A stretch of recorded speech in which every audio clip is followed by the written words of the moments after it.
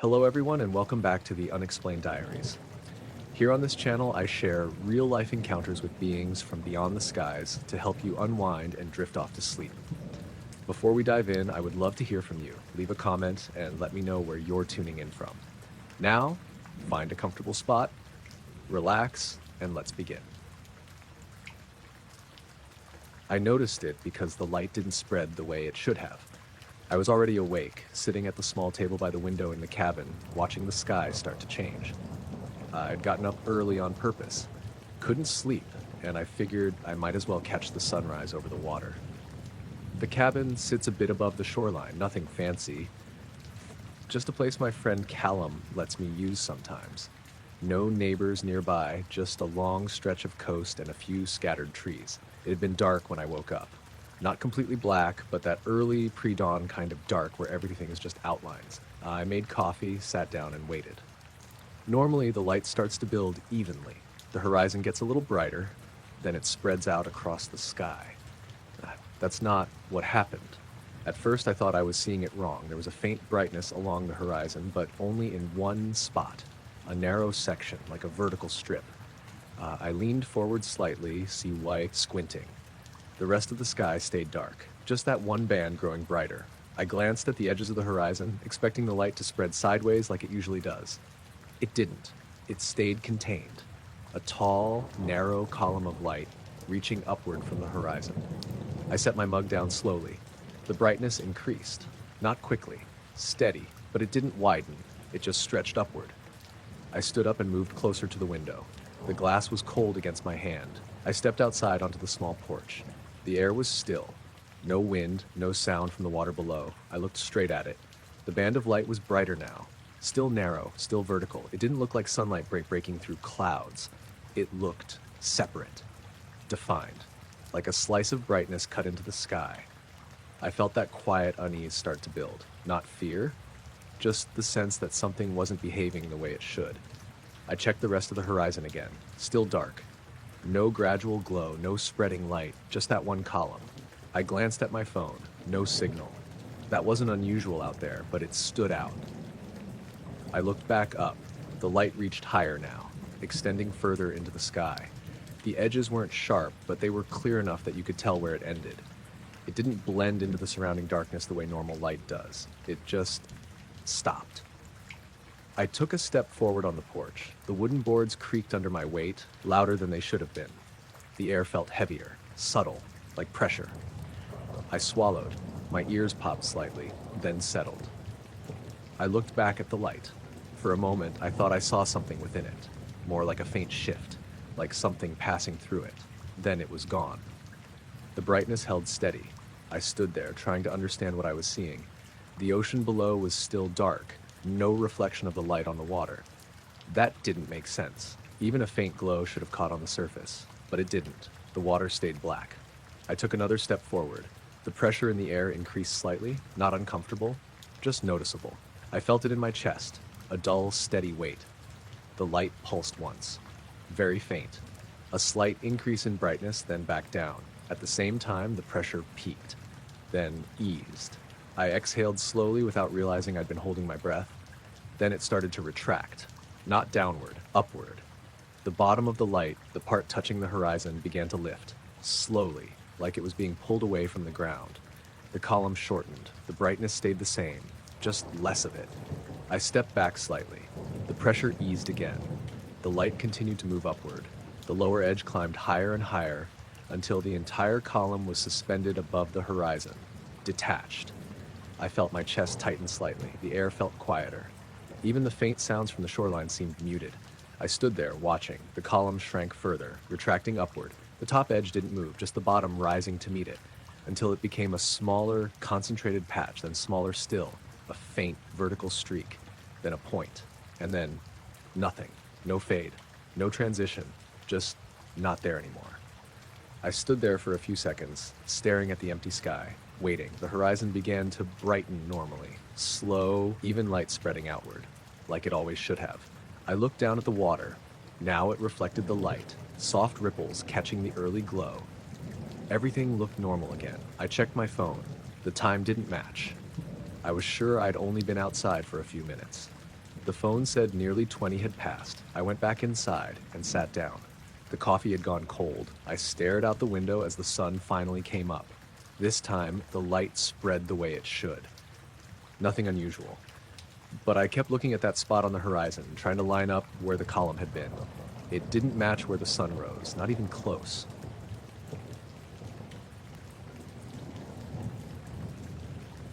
I stopped because the compass didn't make sense. It wasn't wildly off, just enough to catch my attention.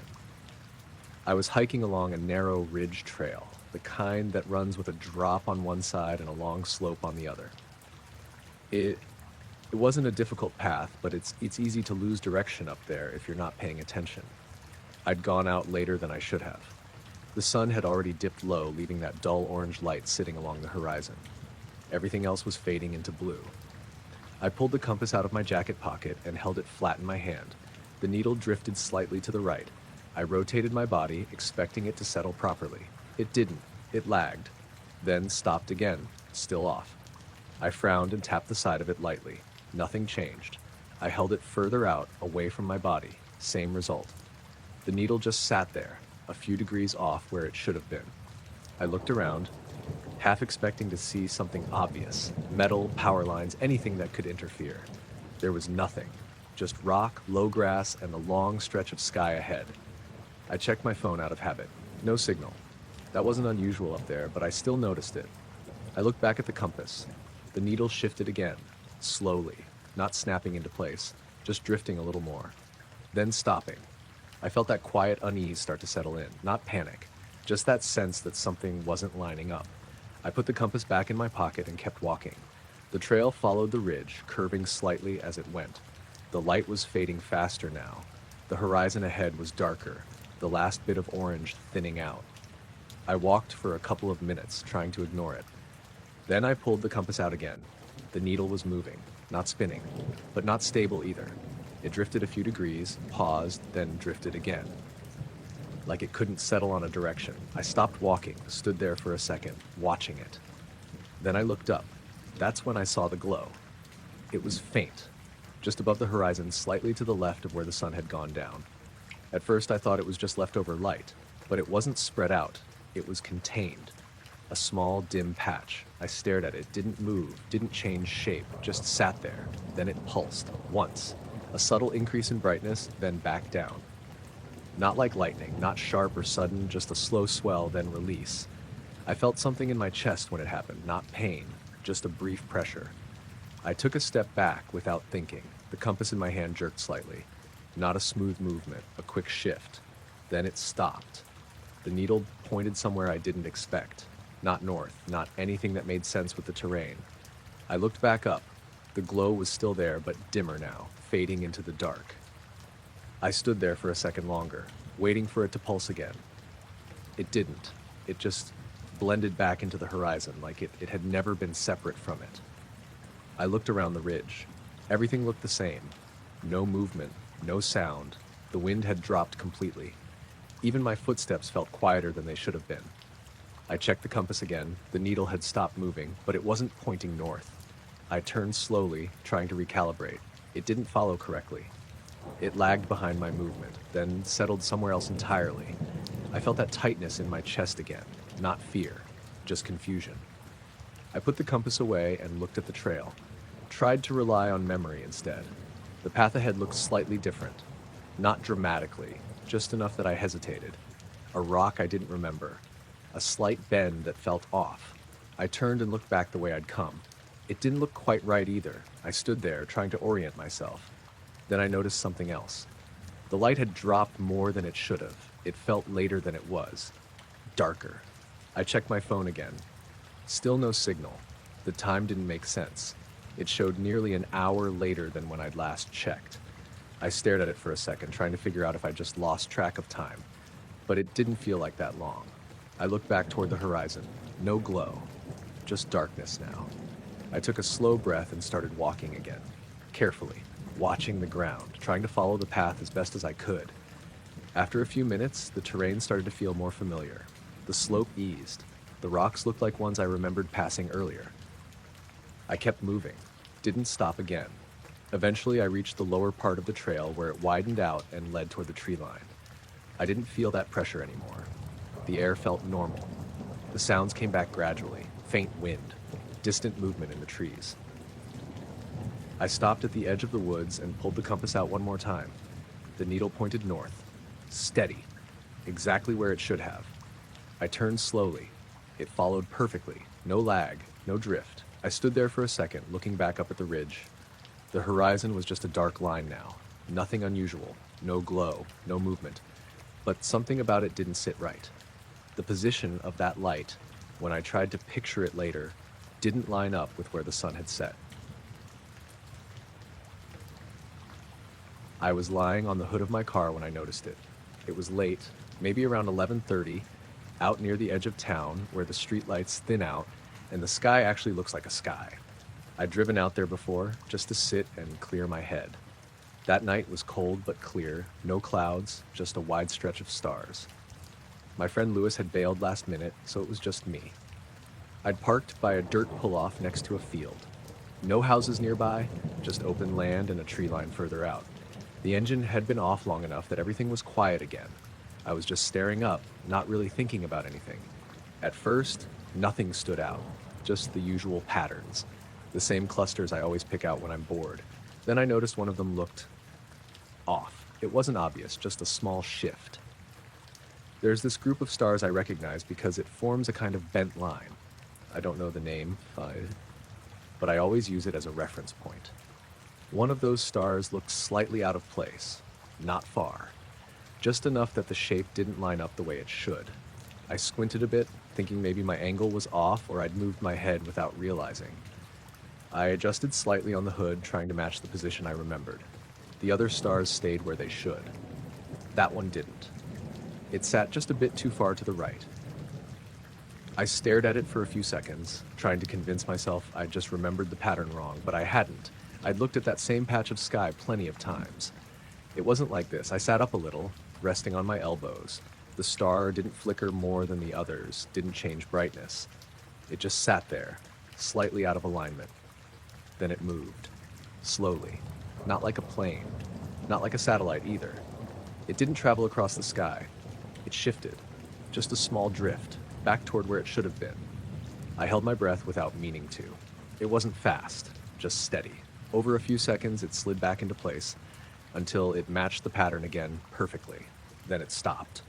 I stayed there, staring at it, waiting for it to move again. It didn't. It looked exactly like the other stars now. Same brightness, same position. If I hadn't been watching it, I wouldn't have noticed anything. I sat up fully, my legs still stretched out across the hood. Something about it didn't sit right. Stars don't move like that. Not like that. I looked around the rest of the sky. Everything else looked normal. No other shifts, no movement, just the usual. I leaned back again, trying to relax, but I couldn't stop thinking about it. After a minute or two, I noticed something else. The air felt different, not colder, just stiller, like the sound had dropped out again. I hadn't realized there'd been any sound before, just the faint background noise you don't notice until it's gone. I listened. Nothing. Even the distant hum from the road I'd driven in on felt gone. I sat up again. That same patch of sky caught my attention. The star was still there in the correct position, but now it looked slightly brighter than before. Not by much, just enough that it stood out if you focused on it. I watched it closely. It didn't move. Then, for a second, it dimmed, just slightly. Then returned to normal. I glanced down at my phone. No signal. That wasn't unusual, but it added to the feeling. I checked the time, 11:42. That seemed about right. I locked the phone and set it on my chest. Looked back up. The star looked normal again, same as the others. I tried to focus on something else, another part of the sky, but my eyes kept drifting back. After a while, I noticed something else. The pattern around it looked tighter, not physically closer, just more precise. Like the positions had snapped into place more exactly than before. I shook my head slightly, trying to clear it. That didn't make sense. Stars don't shift into better alignment. I sat up again and swung my legs off the hood, stood next to the car, looking up. The cold hit a bit more when I stood still.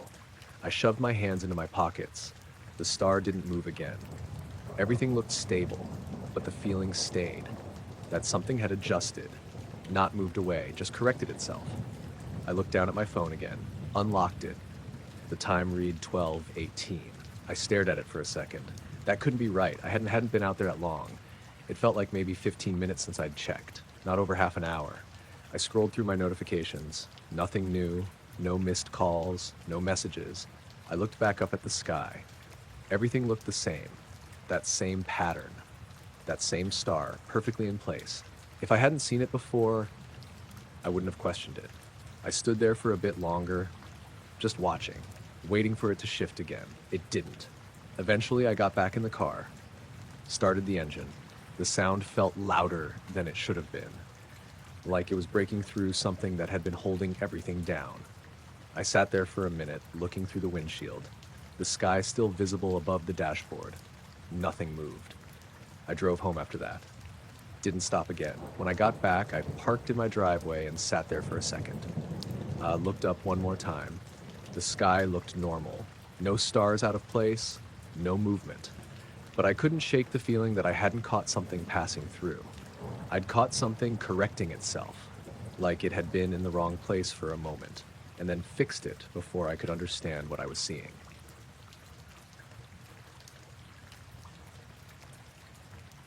I only noticed it because of the timestamp jump. I wasn't even looking for anything unusual. I just check my camera footage every now and then out of habit. The camera covers my backyard, nothing special, just a cheap setup after someone tried opening the shed a few months back. It was late afternoon when I checked it, scrolling through the previous night. Everything looked normal at first. The usual stuff, wind moving the branches, a cat cutting across the fence at around 1:12 a.m., nothing out of place. Then I hit 2:38. The footage froze for a split second. Not a full stop, just a slight stutter. Then the entire screen went white. Not bright like a light turning on. Completely washed out. No shapes, no shadows, just white. I paused it. The timestamp read 2:30 a.m. I stepped frame by frame. The image before it was normal. Dark yard, faint outlines of the fence and the tree. Then white. The next frame I could access was 2:38:24. 7 seconds missing. The image snapped back to normal like nothing had happened. No fade, no transition. Just normal again. I sat there for a minute staring at it. I replayed it, same thing. Normal, white, normal. With that gap in between, I checked the rest of the footage. Everything before and after was fine. No glitches, no other skips. Just that one moment. I leaned back in my chair, trying to think of what could cause that. Maybe a light, a car pulling in nearby with headlights hitting the camera, but even then you'd see some kind of shape, some direction to the light. This was just blank. I got up and went to the back door, looked out at the yard. Everything looked normal. Fence, tree, shed, no signs of anything unusual. I went back to the footage and watched it again, slowed it down, frame by frame. The white wasn't uniform in the way a normal overexposure would be. There were slight variations, faint shapes, but they didn't make sense, like the image had been stretched or distorted underneath the brightness. I zoomed in on one of the frames. The pixels broke apart, but the effect stayed. Something was there, not visible in a way I could define. Just not empty. I checked the camera settings. No motion alerts had triggered, no notifications. It hadn't registered anything. I checked the system logs. The camera had been recording continuously. No downtime, no errors, just that gap. I left it alone for a few hours after that, tried not to think about it, but it kept bothering me.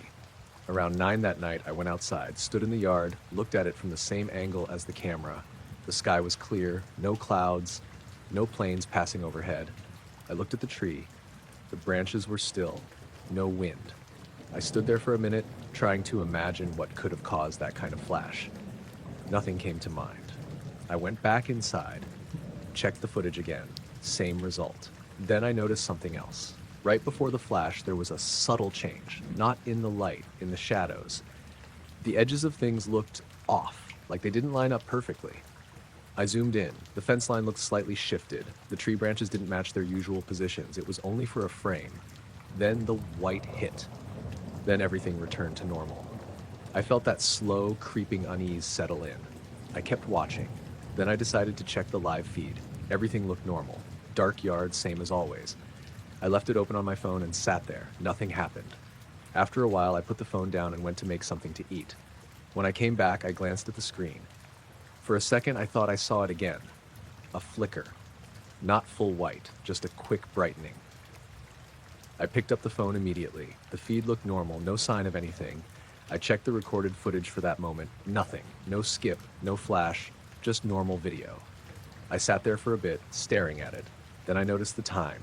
It didn't match. I was sure I'd been in the kitchen for maybe 5 minutes. The clock said it had been closer to 15. I went back to the backyard again. Opened the door slowly. The air felt colder than before. Still. Quiet. I stepped outside, looked up. Nothing. Just the dark sky. I walked a few steps into the yard, turned around to look at the house. The camera was mounted above the door, angled down. I tried to picture what it would see. Then I noticed something. The ground beneath it looked slightly brighter, not illuminated. Just off, like the darkness there wasn't as deep as it should have been. I stepped closer. The feeling changed, subtle, like walking into a different pocket of air. I stopped, listened. Nothing. No sound at all. I looked back at the camera. For a second, I had this strong feeling that it wasn't just recording, that something had passed through that space, something the camera couldn't handle properly. I stepped back. The feeling eased. The yard looked normal again. I went back inside and shut the door. Checked the footage one more time before going to bed. That white flash was still there. The gap still there. Nothing else changed. Later that night, I woke up for no clear reason. Checked my phone, 3:02 a.m. I opened the camera app. The live feed showed the yard. Normal. Still, but I noticed something at the very edge of the frame, near where the white flash had happened. The image looked slightly distorted, just a small area, like the pixels weren't lining up right. I stared at it for a few seconds. Then it snapped back to normal. I didn't go outside again. I just locked the phone and stayed in bed. The next morning, I checked the footage from that time. No distortion, no glitch, just the usual empty yard. But the gap from the night before was still there. 7 seconds, completely missing. And whatever caused it didn't leave anything behind the camera could actually show. I was lying in bed trying to fall asleep when I first noticed it. Not in the room. My eyes were closed. At first I thought it was just one of those random flashes you get sometimes when you're tired. Little bits of light behind your eyelids, like your brain misfiring as you drift off. But this was different. It didn't flash. It built. Slowly. A faint glow, like something distant getting closer. I remember keeping my eyes closed on purpose, just to see what it would do. The light wasn't a color I could name properly. Not bright white, not yellow. Something softer, but still clear enough that I could tell it wasn't just darkness anymore. It spread evenly across my vision, like it wasn't coming from one direction. Just everywhere. I frowned a bit, still lying there, trying to decide if I was imagining it. Then it got brighter. Not suddenly, gradually, like something increasing in intensity over time. I opened my eyes. The room was completely dark. Exactly how it should have been. The curtains were shut, no light from outside, no glow from electronics except the faint numbers on my clock. I blinked a couple of times, letting my eyes adjust. Nothing unusual. I lay there for a second, waiting for the glow to come back. It didn't. I turned my head slightly and looked at the clock. 2:11 a.m. That seemed about right. I'd gone to bed maybe 20 minutes earlier. I rolled onto my side and closed my eyes again. At first, there was nothing, just darkness. Then slowly it started again, that same faint glow. Building. I kept my eyes closed, paying closer attention this time. It didn't pulse, didn't flicker, it just increased. Steady. I noticed something else. There was no sense of direction to it. It wasn't like light coming from the left or right. It felt like it was behind everything. Flat. Even. I shifted slightly in bed just to see if movement changed anything. It didn't. The glow continued to build, a bit brighter than before. I opened my eyes again. The room was still completely dark, no change at all. I pushed myself up slightly, leaning on one elbow. Checked the room more carefully this time. The door was closed. No light bleeding in from the hallway. The window was the same as before. Nothing outside. I checked the clock again. 2:17. I froze for a second. That didn't make sense. I was sure it hadn't been that long. It felt like maybe a minute or two since I last checked. Not 6. I stared at the numbers for a bit, waiting to see if they'd jump or correct themselves. They didn't. I sat there, trying to think back. I didn't remember falling asleep, didn't remember drifting off. I'd been aware the whole time, or at least it felt that way. I lay back down slowly. My chest felt slightly tight, not from fear exactly, just from how focused I'd gotten. I closed my eyes again. Darkness. For a few seconds. Then the glow returned. Stronger this time. It didn't start as faint, it was already there, just below the level where I'd opened my eyes before. I stayed still, watching it. It kept building. I noticed that my breathing had slowed without me meaning to, like my body had adjusted to something. The glow grew brighter. Not blinding, but enough that it felt unnatural. I had this strong urge to open my eyes again, but I didn't. I wanted to see how far it would go. The brightness reached a point where it felt like it should be lighting the room, but I knew it wasn't, because I wasn't seeing it when my eyes were open. That's what didn't sit right. It was only there when I wasn't looking directly at it. I opened my eyes suddenly. Dark, same as before. No light anywhere. I sat up fully this time. Checked the clock again. 2:29. I felt a drop in my stomach. There was no way that much time had passed. I hadn't moved, hadn't fallen asleep, at least not that I remembered. I swung my legs off the bed and stood up. The room felt normal. No strange temperature, no sounds. I walked over to the window and pulled the curtain back slightly. Outside looked normal. Empty street. No lights except the distant glow from a street lamp further down. I let the curtain fall back into place. Then I noticed something else. The clock. I looked at it again. 2:29. The seconds weren't moving. I stepped closer. They stayed frozen. I reached out and tapped it lightly. Nothing. Then suddenly it changed. 2:30. The seconds started moving again. I stood there for a second, watching it tick. Everything seemed normal again. I went back to the bed and sat down. I didn't lie back immediately. I just sat there, trying to piece together what had happened. Then, without thinking, I closed my eyes again. The glow was still there. Not building anymore. Just present. Faint, like it had settled into the background. I opened my eyes immediately. Dark. I didn't close them again after that. I stayed sitting up for a while, watching the clock. The time moved normally. Nothing else happened. Eventually, I lay back down, but I kept my eyes open. I must have fallen asleep at some point after that. When I woke up in the morning, everything felt normal. The room looked the same. The clock was working fine. But when I thought back to it, I realized something I couldn't explain. I couldn't remember exactly when the glow had been the brightest. There wasn't a clear point where it peaked, just a sense that it had reached something. And I hadn't seen it when it did.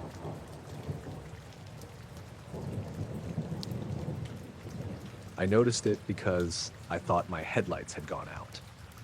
I was driving back from a late shift around 1:40 a.m., taking the same rural road I always use to cut through the hills.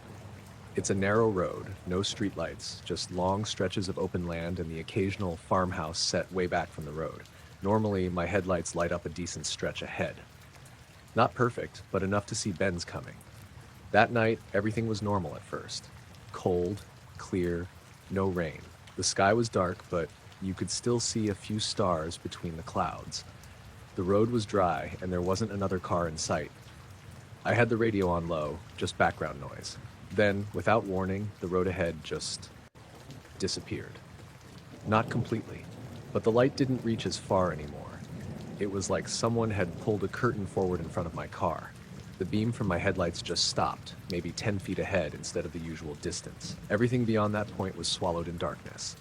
I instinctively slowed down, easing off the accelerator. My first thought was the lights had failed or dimmed, but when I glanced down, the dash looked normal. No warning lights, no flickering. I leaned forward slightly, squinting. The light was still there, but it didn't extend properly. It just cut off abruptly, like it was hitting something. Except there was nothing there. No fog, no dust, no rain. Just darkness. I tapped the high beams. They came on. But it didn't change anything. The lights still stopped at that same invisible line. I felt my grip tighten on the steering wheel. The radio crackled slightly, like the signal dipped. Then it went quiet. Not static, just silence. I didn't like that. I slowed down more, maybe to 20. The road ahead stayed like that. The edges of the light were sharper than they should have been, like the beam had been trimmed. I glanced in the rearview mirror. The road behind me looked normal. My taillights lit it up as expected. It was only the space in front of me that was wrong. I rolled the window down slightly. Cold air rushed in, but there was no sound outside. No wind, no distant noise, nothing. Just the hum of the engine. Then even that seemed quieter. Not gone, just muted. I kept driving, slow, careful. The darkness ahead didn't shift or react to me. It just stayed there, fixed at that distance. I had this weird thought that if I went faster, I'd just drive into it without seeing what was inside. So I didn't. I kept it slow. After maybe 10 seconds, I noticed something else. The edges of the road weren't as clear anymore. Normally, even in the dark, you can see the verge, the slight drop, or the grass. Now it looked flatter, less defined, like the light wasn't bouncing back the way it should. I glanced at my phone on the mount. No signal. That wasn't unusual out there, but something about it added to the feeling. I looked back up. The darkness seemed closer, not moving, just more present. I eased off the gas completely and let the car roll. For a second, I thought about stopping, but the idea of sitting there surrounded by that didn't feel right either, so I kept moving. Then, for a brief moment, I thought I saw something inside it. Not a shape, more like a distortion, like heat haze, but darker. Something that didn't hold a clear outline. I blinked and leaned forward again. It was gone, or maybe it hadn't been there at all.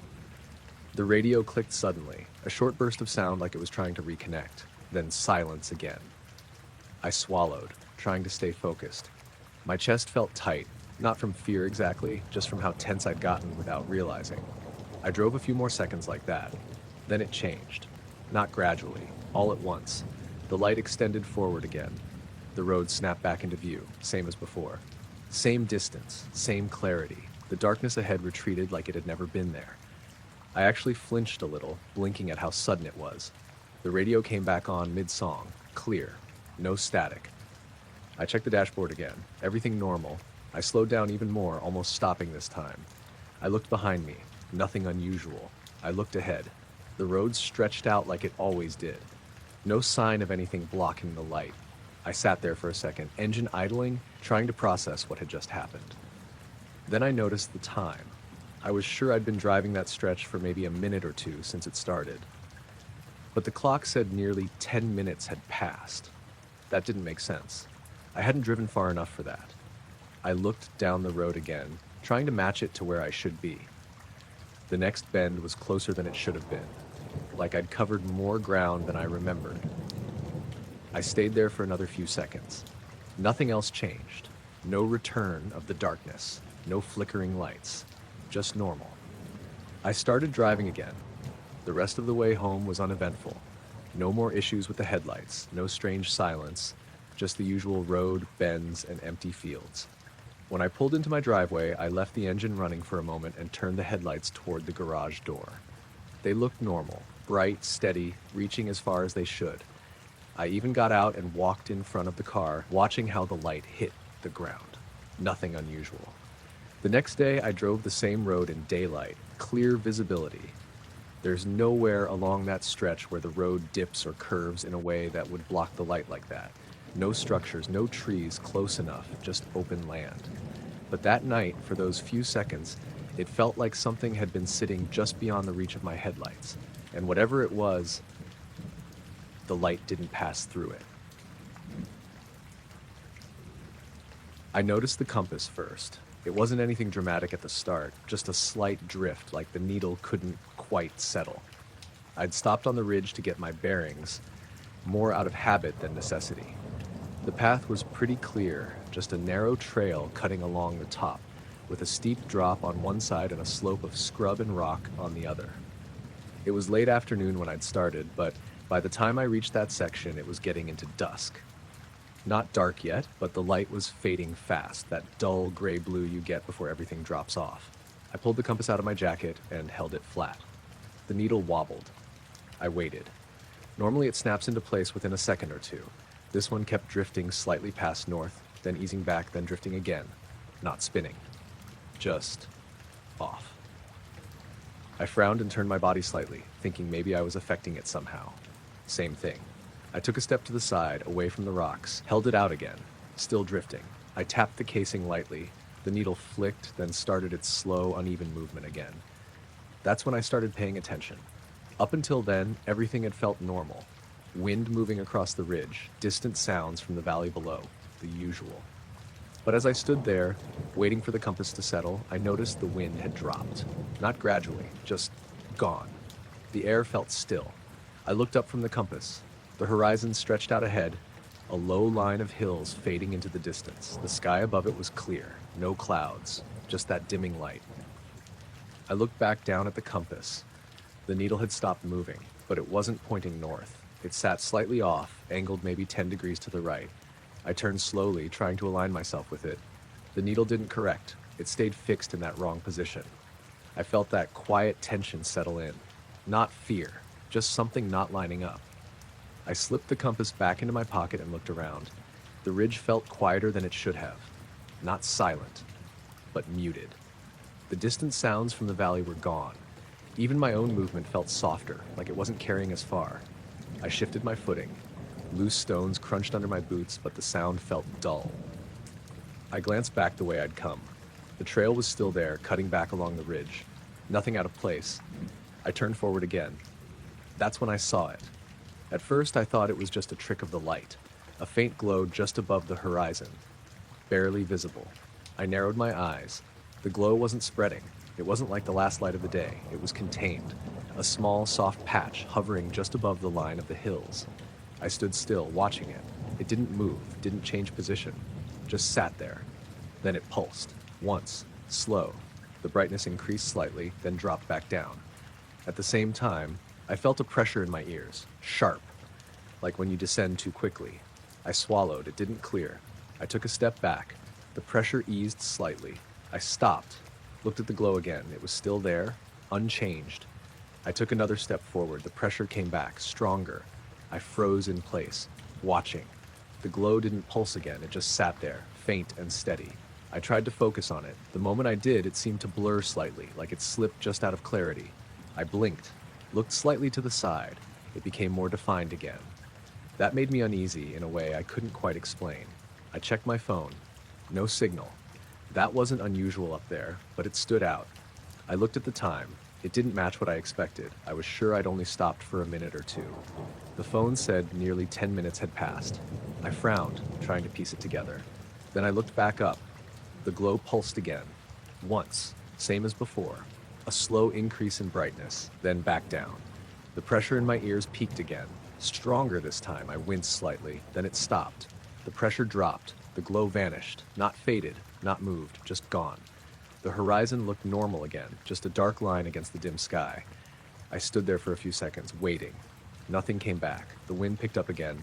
Light at first, then steady. The distant sounds returned. Faint, but there.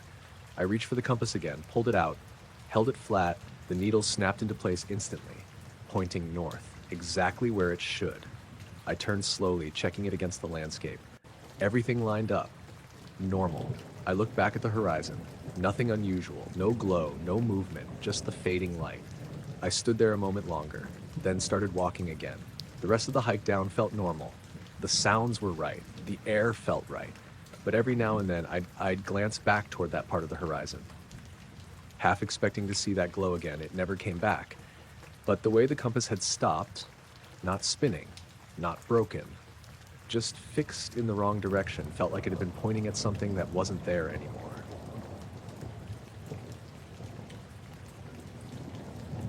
I woke up because something felt off before I even opened my eyes. Not a sound exactly. Just that awareness you get when something isn't where it should be. I reached for my phone on the nightstand out of habit. It wasn't there. I opened my eyes. The room was dark, same as when I'd gone to sleep. Curtains drawn, no light from outside, just the faint outline of things once my eyes adjusted. Then I noticed the glow on the floor, dim, coming from my phone. I sat up slowly and leaned over the side of the bed. It was lying face up, camera app open. Recording. I frowned, still half asleep, trying to make sense of it. I hadn't touched it since I went to bed. I picked it up. The screen showed the live camera view, but it was just darkness. The lens was pointed toward the far side of the room, near the window. I tapped the screen to stop the recording. My thumb hesitated for a second before I actually did it. I checked the timer. It had been recording for 12 minutes. That didn't make sense. I checked the time. 3:16 a.m. I was sure I'd fallen asleep around midnight. I sat there for a second, phone in my hand, trying to think. No memory of waking up, no memory of picking it up, no memory of starting the recording. I opened the video. It took a second to load. Then it started. At first, it was just darkness. The same view I was seeing now, just from a lower angle. The edge of the bed, the wall, the window, no sound, no movement. I scrubbed forward a bit, still nothing. Then I noticed it, near the window, a faint glow, barely visible.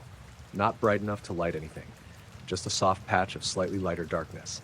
I paused the video, zoomed in. The image broke apart a bit, but the glow stayed. It wasn't reflecting off anything. The curtains didn't catch it. The wall didn't change. It just sat there, separate. I hit play again. The glow pulsed, slowly. A subtle increase in brightness, then back down. No flicker, no change in shape, just that steady rhythm. I felt a tightness in my chest. Not fear, just confusion. I scrubbed back to the beginning of the glow, tried to see when it started. It wasn't there at first. Then it appeared. Gradually, like it had faded in. I watched it again. The pulsing stayed consistent. Slow. Even. I noticed something else. The angle of the phone wasn't stable. At the start of the video, it shifted slightly. Not like it had been dropped. More like it had been set down. Carefully. I didn't remember doing that. I kept watching. The glow continued. Then for a second, the image distorted. Not a full glitch, just a slight warping, like the edges of things didn't line up perfectly. Then it snapped back to normal. The glow pulsed again. I realized I was holding my breath. I exhaled slowly. Then the glow started to fade, same way it had appeared, gradually, until it was barely visible, then gone. The rest of the video was just darkness again. No movement, no sound. I replayed it, watched it again from the start. Same thing, nothing. Glow, pulsing, nothing. I locked the phone and set it on the bed beside me. Then I looked at the window. The curtains were still, no light coming through, no movement. I got up slowly and walked over. The floor felt colder than it should have. I pulled the curtain aside slightly, looked out. Nothing, just the empty street. I let the curtain fall back into place. Then I noticed the air. Near the window, it felt different, slightly warmer, not by much, just enough to notice. I held my hand out. The air in front of the glass was warmer than the rest of the room. I stepped back. The temperature felt normal again. I looked down at the floor where my phone had been. Nothing there. No marks, no sign of anything. I picked the phone up again and checked the time. 3:22. I was sure I hadn't been standing there that long. I went back to bed, sat down, looked at the phone one more time. The video was still there, exactly the same. I didn't delete it. I didn't know why. I just left it. I lay back down, but I didn't close my eyes. I kept looking at the ceiling, listening. The room felt normal again, but that feeling from when I woke up, that something had been off, hadn't gone away completely. When I finally did fall asleep again, it wasn't for long. In the morning, everything looked the same. The room felt normal, the window felt normal, no warmth in the air. I checked the video again, still there, still the same. But when I watched it in daylight, that glow near the window looked slightly closer than I remembered. Not outside, not fully inside either, just near enough that it didn't feel separate from the room anymore. I woke up because my phone screen was lighting up the room. Not fully bright, just enough to notice through half-closed eyes. That soft glow you get when something's left on overnight. I reached over without thinking, expecting to tap it off. But when I picked it up, the camera was open. Front camera. I frowned at that. Still not fully awake. I don't use the camera much, and I definitely hadn't opened it before going to sleep. I tapped the screen. The live view was just my room, dim and grainy in the low light. My face was half in frame, hair a mess, eyes barely open. I closed the app and locked the phone. Then I stopped. Something about it didn't feel right. I unlocked it again and opened the camera roll. The last photo had been taken at 3:12 a.m. I'd gone to bed around midnight. I tapped it. At first it didn't look like much, just a dark image of my room. The angle was wrong. It wasn't taken from where I'd normally hold my phone. It was lower, tilted slightly upward, like it had been held near the edge of the bed. I zoomed in a bit. The bed was in the foreground, my legs under the covers, barely visible. so I had been in bed when it was taken. That part didn't make sense. If I'd taken it myself, I would remember, or at least the phone would have been in my hand when I woke up. But it had been on the nightstand, exactly where I'd left it. I looked closer at the image. The room was dark, but you could make out shapes. The dresser, the door, the window. That's where my focus settled. The window. There was something there. Not clear, and just a faint blur near the glass. I zoomed in more. The image broke apart slightly, pixelated from the low light. But the blur stayed. It wasn't a reflection. It didn't match anything inside the room. It looked separate, like something just beyond the window. I sat up in bed, fully awake now. The room looked normal, exactly like the photo, minus that blur. I turned my head and looked directly at the window. Nothing there. The curtains were half drawn, like I'd left them. No movement outside, no light, just the faint outline of the street beyond. I got out of bed and walked over. The floor was cold under my feet. I pulled the curtain aside and looked out. The street was empty, still.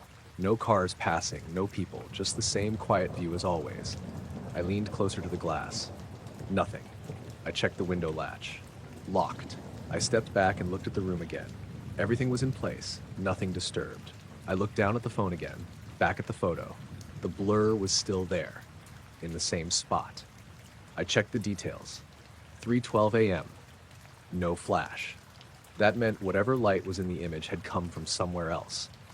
I didn't remember waking up at that time. No memory of reaching for the phone. No memory of taking the picture. I scrolled back through the rest of the photos. Nothing unusual before that, just normal stuff from the day before. I went back to the camera app and opened it again, held it the same way as in the photo, tried to match the angle. It was awkward. Not how I'd naturally hold it. I took a picture, compared it. Mine looked different. The angle was off, but more than that, the blur wasn't there. I stood there for a bit, just staring at the screen. Then I noticed something else. The time. It said 7:41. That didn't seem right. I was sure I'd woken up earlier than that. It still felt like early morning. I checked the alarm. It had gone off at 7. No memory of it. No memory of turning it off. I checked the phone's usage stats. There was activity around 3:12. The camera had been opened, but nothing else. No other apps, no movement after that until now. I sat down on the edge of the bed, trying to piece it together. Then I looked back at the photo again, zoomed in even further. The blur near the window wasn't random. It had a shape, not clear, but not just noise either. It looked like something had been close to the glass, close enough to distort the image. I stood up again and went back to the window, looked at it from the inside. Then I opened it. Cold air came in. I leaned out slightly and looked at the outside wall. Nothing, no marks, no signs that anything had been there. I closed the window and locked it again. Then I noticed something on the glass. Faint. Only visible at a certain angle. A smudge. Not like a handprint, more like an uneven patch. I touched it. The glass felt slightly warmer in that spot. Not much, just enough to notice. I pulled my hand back, stood there for a second. Then I went back to the phone, looked at the photo again. That blur was in the same position as the smudge. Same height, same area. I sat back down slowly. The room felt normal. Too normal. Like nothing had happened. But the photo was still there, and I couldn't explain how it was taken, or why the angle didn't match anything I would have done. Later that day, I checked the photo again, zoomed in, tried to make sense of it. The more I looked, the less clear it felt, like my brain couldn't settle on what it was seeing. But one thing stayed consistent. The blur wasn't inside the room. It was on the other side of the glass. And whatever it was, it had been close enough to the window that the camera picked it up before I did.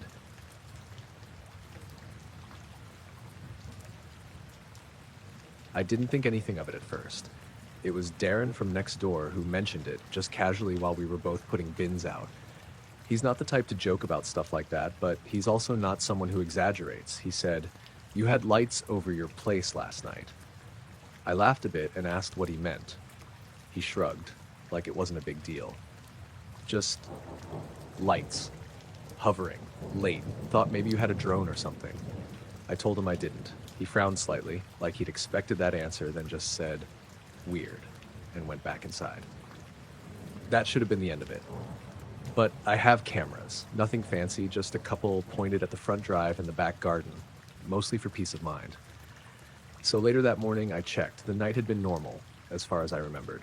I'd gone to bed around midnight, watched something for a bit, then fallen asleep. Nothing woke me up. I pulled up the footage on my phone, scrolled back to around 1 a.m. since Darren had said it was late. Everything looked normal at first. The front drive, empty. The street beyond, still, no movement. I scrubbed forward slowly. Then I saw it. Not lights. A flicker. The entire frame jumped slightly, like a glitch. Then it skipped. Just a few seconds ahead. I paused it, rewound, played it again. Same thing. The image held steady, then a brief distortion, almost like static. Then the footage jumped forward. I frowned and switched to the back garden camera. Same time, same thing. A flicker. A brief wash across the image, then a skip. I zoomed in slightly, trying to see more detail. The frames during the flicker weren't clear, just broken. Blocks of pixelated light and dark, no defined shapes. I checked the timestamp. There was a gap, maybe 5 seconds missing. I sat there for a second, staring at it. Then I played it again, slower, frame by frame. Right before the flicker, everything looked normal. The garden, fence, shed. Then the image distorted, and for a split second the brightness jumped. Not like a light turning on, more like the exposure had been forced up. Then the corrupted frames, then normal again. But something was off. I couldn't place it at first. Then I noticed the shadows. They didn't line up the same, subtle, but different. I leaned closer to the screen, replayed it again, same result. I checked the front camera again, the same flicker, the same skip. But in one of the corrupted frames, there was something brighter. Not a clear shape, just a patch of white that didn't match anything else in the image. I paused it, tried to isolate the frame. It broke apart when I zoomed in, pixelated, no detail. I sat back and rubbed my face, trying to make sense of it. A glitch. Maybe, some kind of interference, but it happened on both cameras at the same time. I checked the rest of the footage, nothing else like it, just that one moment. I looked at the time again. It didn't match what I expected. I'd gone to bed around midnight. The flicker was just after 1:10, but the footage before and after suggested more time had passed than that. I couldn't quite line it up. I got up and went to the back door, opened it, looked out into the garden. Everything looked normal. Fence, shed, no marks, no signs of anything. I stepped outside. The air felt still, cool, nothing unusual. I stood there for a minute, trying to match what I was seeing to the footage. Nothing stood out. But there was this faint feeling, like the space itself had been disturbed. Not physically, just something not quite settled. I went back inside and checked the footage again, this time focusing on the moment just before the flicker. The plants along the fence moved, not like wind, more like a brief pull. Then the distortion, then the skip, then stillness again. I checked my phone. Signal was fine. Time normal, but I couldn't shake it. I texted Darren, asked what exactly he'd seen. He replied a bit later, said there were 3 lights, soft white, not bright, just hovering above the house, not moving much. Then they were gone. I looked back at the footage. There were no 3 lights, no hovering, just that flicker, that broken stretch of time. I went back to the exact frame where the distortion started, paused it, stared at it. The more I looked, the harder it was to focus on, like my eyes didn't want to settle on that part of the image. I leaned back again. Then I noticed something else. In the frame right after the skip, the camera angle looked slightly different. Not much, just enough that the edge of the fence didn't line up exactly where it should. I checked the live feed. The camera was fixed, no movement, no looseness. I went outside again and looked at it directly. Still secure, still in place. But when I came back in and looked at the footage again, that slight shift was still there. I stood in the kitchen for a while after that, not really doing anything, just thinking. Later that night I checked the cameras again. Everything looked normal, no flickers, no skips. But just before I went to bed, I glanced at the live feed one more time. And for a second, I thought I saw the brightness shift. Not a flash, just a slight change, like something had passed through the frame too quickly to register. Then it was gone. Everything normal again. I didn't sleep well that night, not because I saw anything else, but because I couldn't shake the idea that whatever Darren saw had been there long enough to be visible, but not long enough to be recorded properly.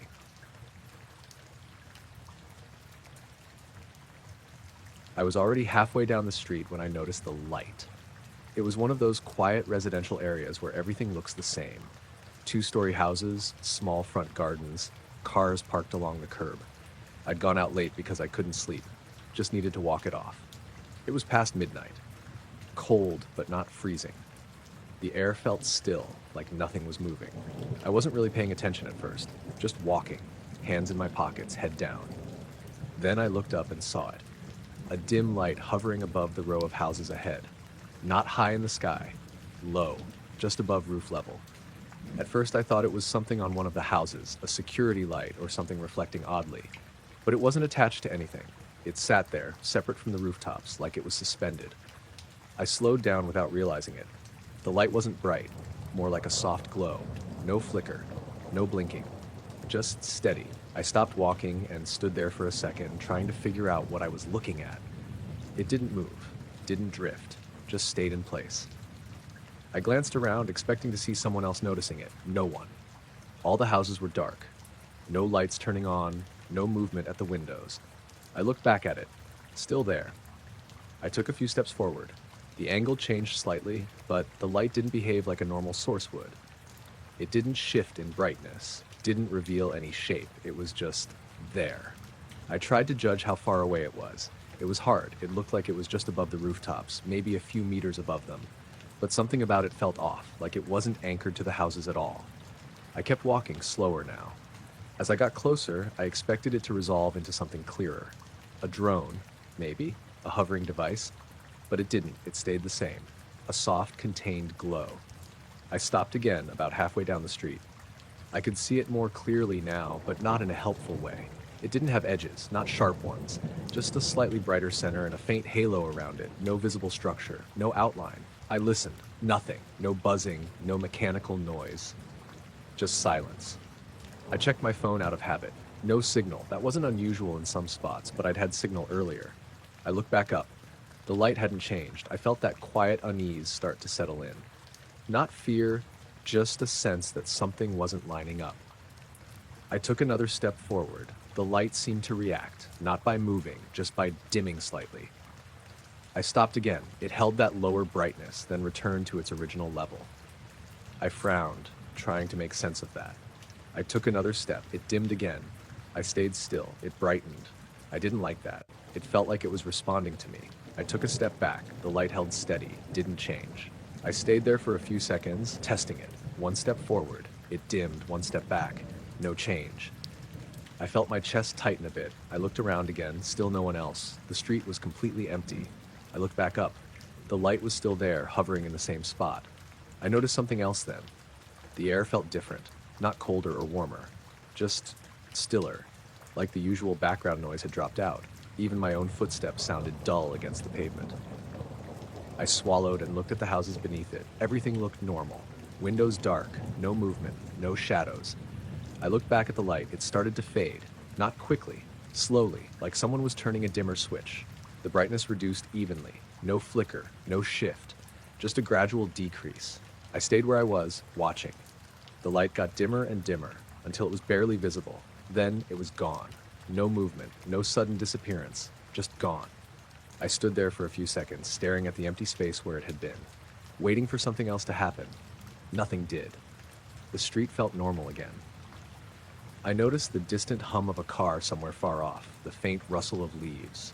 My phone buzzed in my hand. Signal had come back. I looked down at it. A notification from earlier. I hadn't heard it come in. I checked the time. It didn't match. I'd left the house around 12:20. It now read 1:05. I tried to think back. I hadn't walked that far. The street I was on wasn't long enough to account for that time. I looked back up at the houses. The spot where the light had been looked completely ordinary. Nothing marked it. Nothing left behind. I walked forward, slowly passing underneath where it had hovered. I looked up again. Nothing. Just the dark sky.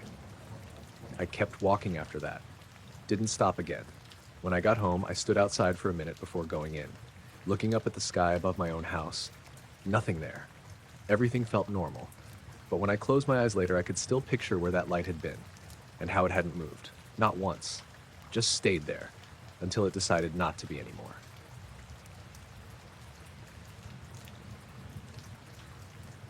I was already out on the water when I noticed it. It was early morning, just after sunrise, out on a small lake about 40 minutes from town.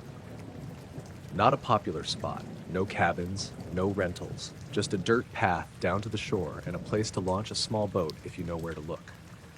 I'd taken my old aluminum boat out, the one with the small motor that barely makes any noise when it's idling.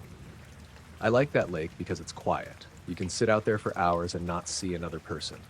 That morning, the air was still. No wind at all. The surface of the water was flat, almost glassy, except for the small ripples from my boat. I'd killed the motor and let myself drift for a bit, cast my line out, just sat there. It was one of those mornings where everything feels slower. I remember looking down into the water at one point, just out of habit. It's usually too dark to see much. The lake's deep in the middle and the water's not that clear. But I noticed something. A faint glow, right beneath the boat. At first, I thought it was just light from the sky reflecting weirdly. But it didn't match the surface. The surface was still. The glow was coming from below. I leaned over the side, trying to get a better look. It wasn't bright, just a soft, dim light, kind of bluish. Not flickering, just there. It covered a small area under the boat, maybe a few feet across. I stayed still, watching it. The water itself wasn't disturbed, no ripples, no movement, just that glow sitting beneath me. I pulled my line in slowly, not wanting it hanging there. I don't know why, it just didn't feel right. As I did, I noticed something else. The glow wasn't fixed. It shifted slightly, not like it was following the current, more like it was adjusting its position. I held still. The boat drifted just a bit, barely noticeable. The glow stayed under me for a second. Then it started to move. Not randomly, not drifting. It moved in a straight line, away from the boat. Slow at first, then faster. Still completely silent, still not disturbing the surface. I leaned further over the side, trying to follow it with my eyes. The light slid under the water like it was on rails, perfectly straight, no wavering, no turbulence. The surface above it stayed smooth, no wake, nothing. It passed beyond the shadow of the boat and into the open water. I could see it more clearly then, a narrow shape, not round, more like an elongated patch of light. Soft edges, no defined structure. It kept moving, faster now, still straight. I stood up slowly in the boat, trying to keep it in view. My balance shifted slightly and the boat rocked, but the water around the glow didn't react at all. That's what stuck with me. Even with the boat moving, the surface above it stayed untouched. Like whatever was causing the light wasn't interacting with the water the way anything else would. I followed it with my eyes as far as I could. It didn't change direction, didn't slow down, just continued in that same straight path, until it was too faint to see, then it was gone. I stayed standing there for a second, looking at where it had disappeared. The lake looked normal again, flat, still, like nothing had been there. I sat back down slowly. My hands felt colder than they should have. I looked around the lake. No one else out there, no boats, no movement on the shore, just quiet. I picked up my line again, but I didn't cast it right away. I just held it, staring at the water, waiting to see if the glow would come back. It didn't. After a minute or two, I cast the line out again. It landed with a small splash, breaking the surface. The ripples spread out normally. Everything behaved the way it should. But I couldn't shake what I'd just seen. I reeled in slowly after a few minutes. Didn't get a bite. I checked the water again. Nothing. No glow. No movement. Just dark beneath the surface. I stayed out there for another hour. Nothing else happened. No strange lights. No changes. Just the usual. When I finally started the motor and headed back to shore, I kept glancing over the side, half expecting to see that glow again, but the water stayed the same. Later that day, I thought about what it could have been. Some kind of reflection, maybe. But the way it moved didn't match that. And the way it didn't disturb the water at all. That didn't match anything I knew. A few days later, I went back to the same spot, same time of morning, same conditions. The water looked normal. I drifted in the same area for a while. Nothing happened. But at one point, I leaned over the side again, looking down, and for a second, I had this strange feeling. Like there was something under there, not moving, just there, watching from below the surface. I straightened up and sat back, didn't lean over again after that. The rest of the day was normal, but I didn't stay as long as I usually do, and I haven't gone back out there alone since. I was sitting by the fire when everything went quiet. Not gradually, all at once. 1 second there were insects, constant, layered noise like there always is in the woods at night, and then nothing. It cut off so clean it felt wrong. I remember looking up immediately, like I expected to see something that caused it. There was nothing, just trees, shadows, and the fire in front of me. I was camping alone, about an hour hike in from the nearest road. It was a spot my friend Jonah had shown me a couple of years back.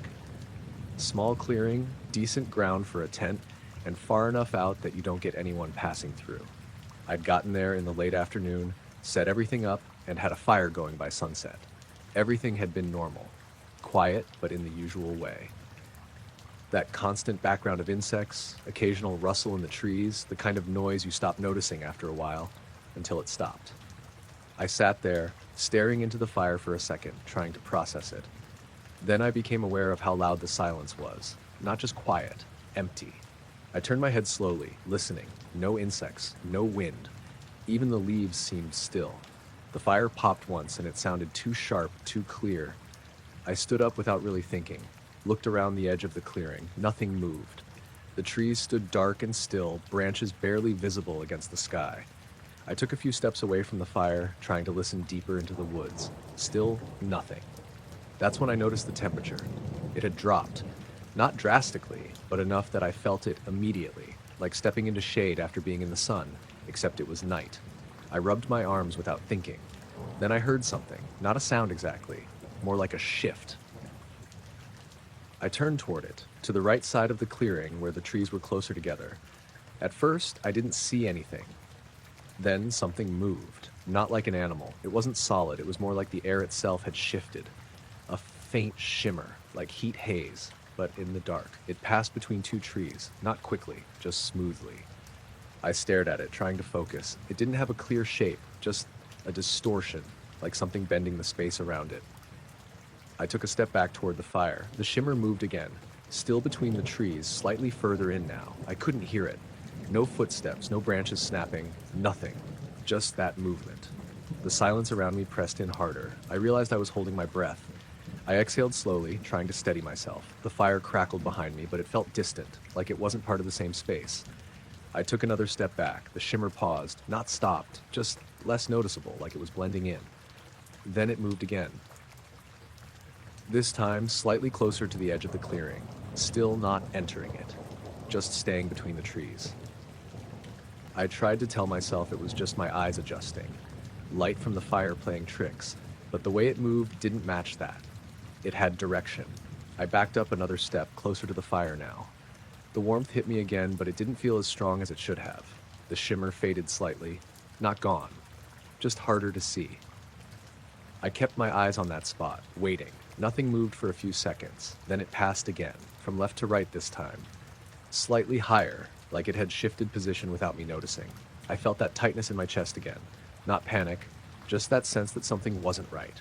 I looked around the rest of the clearing. Everything else was still, no movement anywhere, no sound. I looked back. The shimmer was gone, completely. The space between the trees looked normal again. Again. Dark. Empty. I stayed there, watching, waiting for it to come back. It didn't. Then, slowly, the insects started again. Not all at once. A few at first. Then, more, until the normal noise filled the space again, like nothing had happened. I stood there for a while longer, trying to convince myself I'd imagined it. Eventually, I sat back down by the fire, kept glancing up, checking the tree line.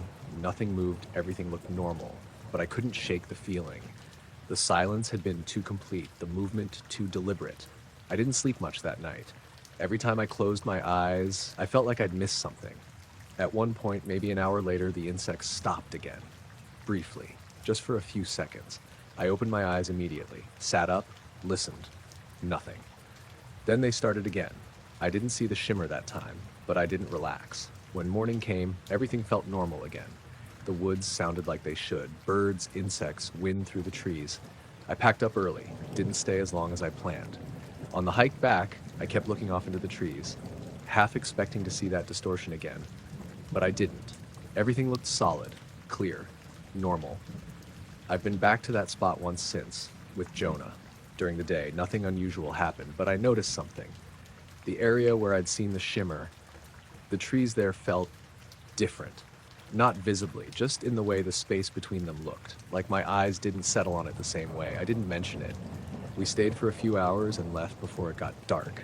I haven't gone back at night since, and sometimes when it gets really quiet outside, I notice how much sound is usually there and how wrong it felt when it wasn't.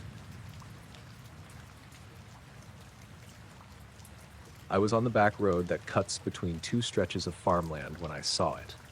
It was late, just after 10, I think. I'd left Gareth's place a bit later than I planned, and instead of taking the main road, I cut through the fields like I usually do. It's faster, but there's nothing out there. No houses close to the road, no street lights. Just long stretches of open land and the occasional gate or fence line. The sky was clear, but there wasn't much moonlight. My headlights were doing most of the work. I was about halfway through when I noticed a glow off to the left. At first, I thought it was a farmhouse light, something low and warm, just above the ground. But as I drove a little closer, I realized it wasn't where any building should be. It was in the field itself. I slowed down a bit, easing off the accelerator. The glow wasn't bright. Soft, almost dull, like a light behind frosted glass. It hovered maybe a couple of feet above the ground, not touching anything, and it didn't light up the field around it. That's what caught my attention. The grass should have been illuminated, even faintly, but it wasn't. The ground stayed dark. Only the glow itself was visible. I slowed down more, maybe down to 30. The road there runs parallel to the field for a while, so I had a clear view of it. The glow didn't flicker, didn't move side to side, just stayed there. I leaned forward slightly, trying to get a better look. No shape, no edges, just a contained patch of light. I remember thinking maybe it was something reflective catching my headlights, but the angle didn't make sense, and it stayed steady as I moved. If it were a reflection, it would have shifted or disappeared. This didn't. I rolled the window down a bit. Cold air came in, but there was no sound. No machinery, no wind, nothing. Just silence. I kept driving slowly. The glow stayed in the same spot in the field. Then, without any warning, it moved. Not across the ground, up, straight up. It lifted in a clean vertical line. No tilt, no wobble, just rose. I instinctively slowed down even more, almost to a crawl. My headlights stayed fixed on the road, but I could still see it in my peripheral vision. It didn't leave a trail, didn't cast light on anything as it went up. It just moved, fast enough to notice, but not so fast that I couldn't track it. Within a second or two, it was higher than the fence posts, then higher than the trees further back. Still no change in brightness, still no illumination of anything around it, just that same soft glow, now suspended in the air. Then it stopped. For a brief moment, it hung there, perfectly still. I held my breath without realizing it. Then it went out. Not like a light turning off. More like it dimmed evenly until it wasn't there anymore. No fade trail, no afterimage, just gone. I stopped the car completely. Sat there in the middle of the road, engine idling, staring at the spot where it had been. Nothing, just empty sky. I glanced at the field again. The ground was dark, no sign of anything that had been there. I looked around, half expecting to see someone else, another car, anything. Nothing. The road behind me was empty. The road ahead was empty. I stayed there for maybe 20 seconds, just watching, waiting. Nothing came back. I checked my phone. No signal. That wasn't unusual out there, but it felt more noticeable now. I looked back at the sky, trying to see if there was any hint of where it had gone. Nothing. Just stars. I pulled the car forward slowly. As I passed the section of the field where the glow had been, I turned my head slightly, trying to get a better look. The ground looked normal. No marks, no disturbance, just grass. I kept driving, but slower than before. Every few seconds I checked the mirrors. Nothing behind me. No lights, no movement. After a minute or two, I realized the radio had gone quiet. Not static, just silent. I reached over and adjusted the volume. Nothing changed. I switched stations. Still nothing. I turned it off. The silence felt heavier now, like it was pressing in. I kept driving.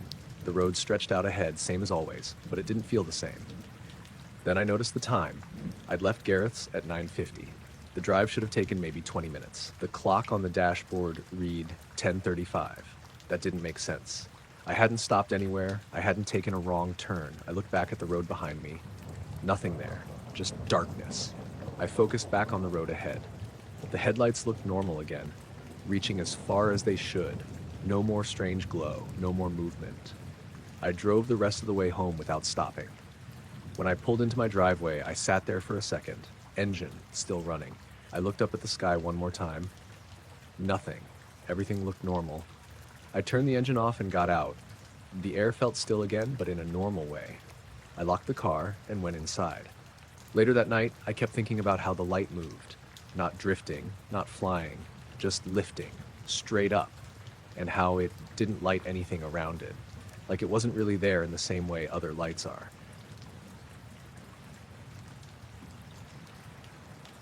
I noticed it while I was sitting on the couch, not doing anything important. It was late afternoon, maybe around 5:30. The sky had that dull, overcast look, and the house felt quieter than usual. Not silent, flat. At first, I thought it was coming from somewhere outside, a low hum, not loud enough to be a sound you could point to, but present. The weird part was how it felt.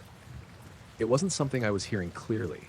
It was more like pressure, like when your ears pop on a plane, except it didn't release. It just stayed there. I paused what I was watching and sat still, trying to focus on it. The hum didn't change, didn't rise or fall, just held steady. I stood up and walked toward the kitchen, thinking maybe it was the fridge or something electrical. But the closer I got to the appliances, the less sense it made. It didn't get louder, didn't shift direction. It felt exactly the same no matter where I stood. I opened the fridge, normal. Closed it again, the hum was still there. I turned the extractor fan on briefly just to compare. That had a clear sound, a direction. The hum didn't. I turned the fan off, the pressure stayed. I rubbed my ears a bit, thinking maybe it was something physical, but it didn't change. I swallowed, tried to equalize it. Nothing. It was just there, steady. I walked into the hallway, same thing, into the bedroom, no change. It didn't matter where I went. It felt like it was inside the space, not coming from any one point. I grabbed my phone and checked if I'd missed something, maybe a notification or an alert. Nothing. No signal issues. No messages. I went back into the living room and stood still again. The hum continued. If anything, I noticed it more when I wasn't moving, like it filled the silence. I tried to ignore it for a bit. Sat back down, turned the TV on again, but once I'd noticed it, I couldn't not notice it. It sat there behind everything. Constant. Then I realized something else. My ears felt full, not blocked exactly, just pressurized, like there was a slight weight behind them. I stood up again, more unsettled now. I went to the front door, stood there for a second, hand on the handle. The hum was still there. I opened the door. The moment I stepped outside, it stopped, completely. No fade, no reduction, just gone. I stood there on the step, blinking. The outside air felt normal, cool, slightly damp. I could hear distant traffic, a bird somewhere, leaves moving faintly. Everything sounded right. I stepped back inside. The hum came back immediately. Same intensity, same pressure. I froze just inside the doorway. Then I stepped out again. Gone. Back in. There. I repeated it a couple of times, slower. Each time, the same result. Pressure. Outside. Nothing. I stood just at the threshold for a few seconds. 1 foot inside, 1 foot out. I could feel the difference. Subtle but real, like crossing an invisible line. I stepped fully inside again.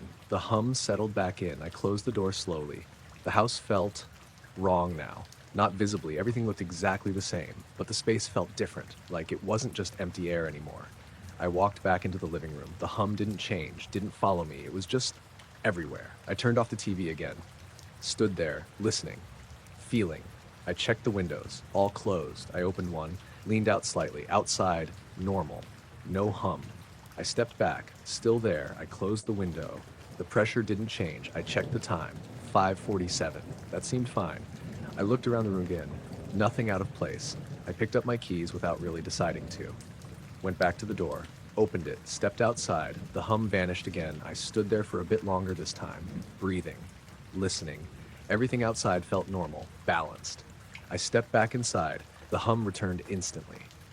That's when I decided to leave. I didn't grab anything else, just my keys and my phone. I stepped outside and closed the door behind me. The silence outside felt heavier now, but in a normal way, grounded. I walked to my car and got in, sat there for a minute. No hum, no pressure, just the usual quiet. I started the engine. The sound felt normal. clear. I drove around for a bit, not really going anywhere, just staying out. After maybe 20 minutes, I went back, parked outside, sat there looking at the house. Nothing looked different. Lights were off inside, everything as I'd left it. I got out and walked up to the door, paused for a second, then opened it. The hum was gone, completely. I stepped inside slowly, listened. Nothing. The house felt normal again. I closed the door behind me, waited. No pressure, no sound. I walked through the rooms again. Everything was the same, no signs of anything unusual. I checked the time, 6:22. That didn't feel right. It felt like I'd been out longer than that. I tried to piece it together, how long I'd been inside before leaving, how long I'd driven. It didn't add up cleanly. I went back into the living room and sat down. The space felt empty again, like it should. But every now and then, I catch myself pausing, waiting for that pressure to come back, and wondering if it was something in the house, or something that only existed while I was inside it. I saw it because it wasn't lighting anything. I'd just turned onto my street, maybe a couple of minutes from my place. It was late, around 11:45, and the road was quiet. Most of the houses had their lights off, and there weren't many cars parked along the curb. I wasn't really paying attention at first. Just walking, hands in my pockets, head slightly down. Then something caught my eye. A light. Low. Just above one of the parked cars ahead. At first, I thought it was a reflection. Maybe from a window or a passing car I hadn't noticed, but there were no cars, and the light didn't move. I slowed down slightly, looking straight at it. It hovered just above the roof of the car, not touching it, maybe a foot or two above. It wasn't bright, more like a soft glow, kind of dull but clear enough to see, and it didn't flicker, just stayed steady. I kept walking, slower now, trying to figure out what it was. A drone, maybe. But there was no sound, no buzzing, nothing. I glanced around the street, no one else out, no open doors, no movement in any of the houses. I looked back at the light, still there, still hovering. I got closer, close enough to see the car clearly now. It was a dark-colored hatchback. I've seen it there before. Nothing unusual about it, except for the light above it. That's when I noticed something else. There was no shadow. The light should have cast something onto the car, or the ground. But it didn't. The roof stayed dark, the pavement stayed dark. The light didn't reflect off anything. It just existed. I stopped walking, stood there, watching it. It didn't react, didn't move, didn't change brightness, just stayed in place. I took a step forward. The light didn't shift, didn't adjust. It stayed fixed in the same spot above the car. I looked at the windows of the houses nearby. No reflections there either. It wasn't lighting anything. That's what made it feel wrong. I moved closer, within a few feet now. I could see the edges of it more clearly, or at least I thought I could. It didn't have a sharp outline, more like a faint boundary, like the air was slightly brighter in that spot. I leaned forward slightly, trying to get a better look. The light didn't change, didn't react. I could feel my breathing slow down without meaning to. The street felt quieter, like the usual background noise had dropped out. I glanced behind me. The road was empty. Then I looked back at the light. It seemed slightly dimmer, not by much, just enough to notice. I took another step closer. The air felt different, not colder, just heavier, like there was a subtle pressure. I swallowed. My ears popped slightly. I froze for a second. Then I looked back at the light. It pulsed, once, very faint, a slight increase in brightness, then back down. At the same time, the pressure peaked, then eased. I felt that tightness in my chest again. Not fear, just confusion. I stood there, not sure what to do. Part of me wanted to reach out, touch it, but something about that didn't feel right. I stayed where I was, watching. The light dimmed again, gradually, like it was fading. Still no shadow, still no reflection, just that same contained glow. It got weaker, fainter, until it was barely visible. Then it was gone. No movement, no upward motion, no drift, just gone.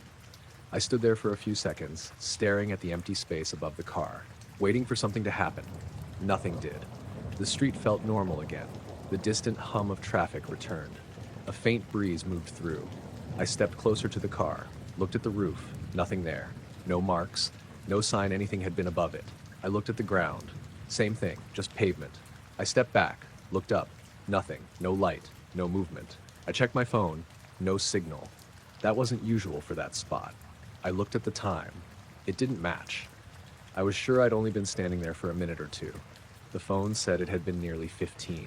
I frowned, trying to make sense of it. Then the signal came back. Full bars, like nothing had happened. I looked at the car one more time. Everything about it looked normal, but I couldn't shake the feeling that the light hadn't been sitting above it. It had been sitting in that space. Like it wasn't interacting with anything around it, just occupying a spot where nothing else did. I walked the rest of the way home, kept glancing back once or twice, nothing there. When I got inside, I stood by the window for a minute, looking out at the street. Everything looked normal. But that spot right above that car felt like it had been used for something, even though nothing had touched it.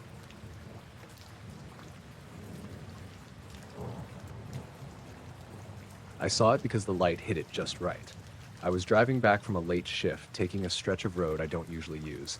It cuts across open farmland, no streetlights, just long, straight sections with nothing on either side except low fences and fields. It was around 2 a.m., cold, clear, no wind. The road was empty.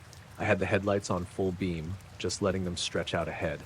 That's when I caught the reflection. At first, it was just a flicker, a quick glint somewhere above the road. I thought maybe it was a sign, something reflective catching the light at an odd angle. But it wasn't where a sign would be. It was too high. I slowed down a bit, easing off the accelerator. The reflection came again, sharper this time, a dull metallic sheen. Not bright like a mirror, more like something smooth that absorbed some of the light and reflected the rest. I leaned forward slightly, trying to get a better look. The road ahead was completely empty. No poles, no wires, nothing hanging above it. But the reflection was there. I saw it again, a brief flash, then nothing, then another, like something was shifting slightly, just enough for the headlights to catch it. I slowed down more, down to maybe 35. My grip on the wheel tightened without me realizing it.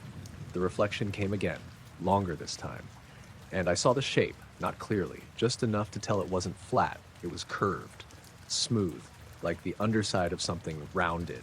No edges I could define, no lights of its own, just that dull surface catching my headlights. I kept moving forward slowly. The angle changed, the reflection slid across it. For a second, the shape became more visible. It wasn't small, it stretched wider than the road. Not massive, but bigger than any drone, bigger than anything that should be just sitting there. And it wasn't moving, it just hung there, perfectly still. I felt that quiet tension settle in, not fear, just the sense that what I was looking at didn't make sense. I rolled the window down slightly. Cold air rushed in, no sound, no engine noise from above, no wind disturbance, nothing. Just silence. I looked back up. The reflection came again. This time it revealed more of the curve like a shallow arc, smooth all the way across. No seams, no structure I could recognize. Then it tilted, just slightly. A small rotation.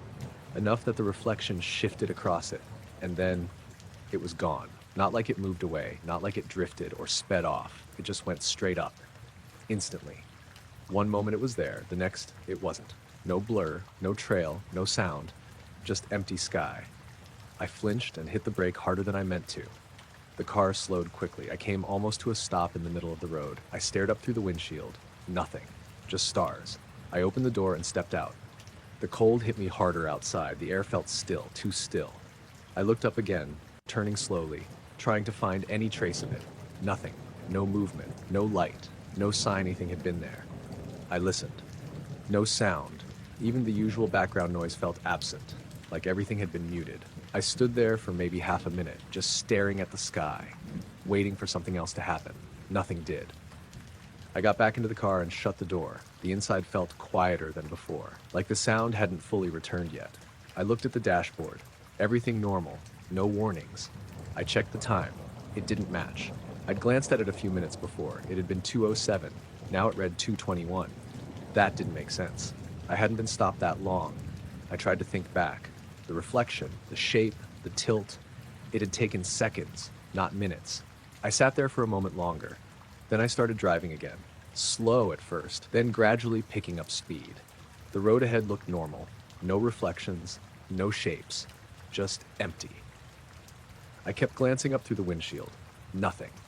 No sign of anything above me. The rest of the drive was uneventful. No more strange lights, No missing time I could notice, just the usual road. When I got home, I parked in the driveway and sat there with the engine running. I adjusted the rearview mirror without thinking. It felt slightly off, like it wasn't quite aligned the way it should be. I fixed it, or tried to, but it never felt exactly right. I turned the engine off and got out. The air felt normal again. The quiet sounded normal. I looked up one last time. Nothing. Just the night sky. But the image of that shape stayed with me, the way it didn't move like anything I knew, and how it didn't leave.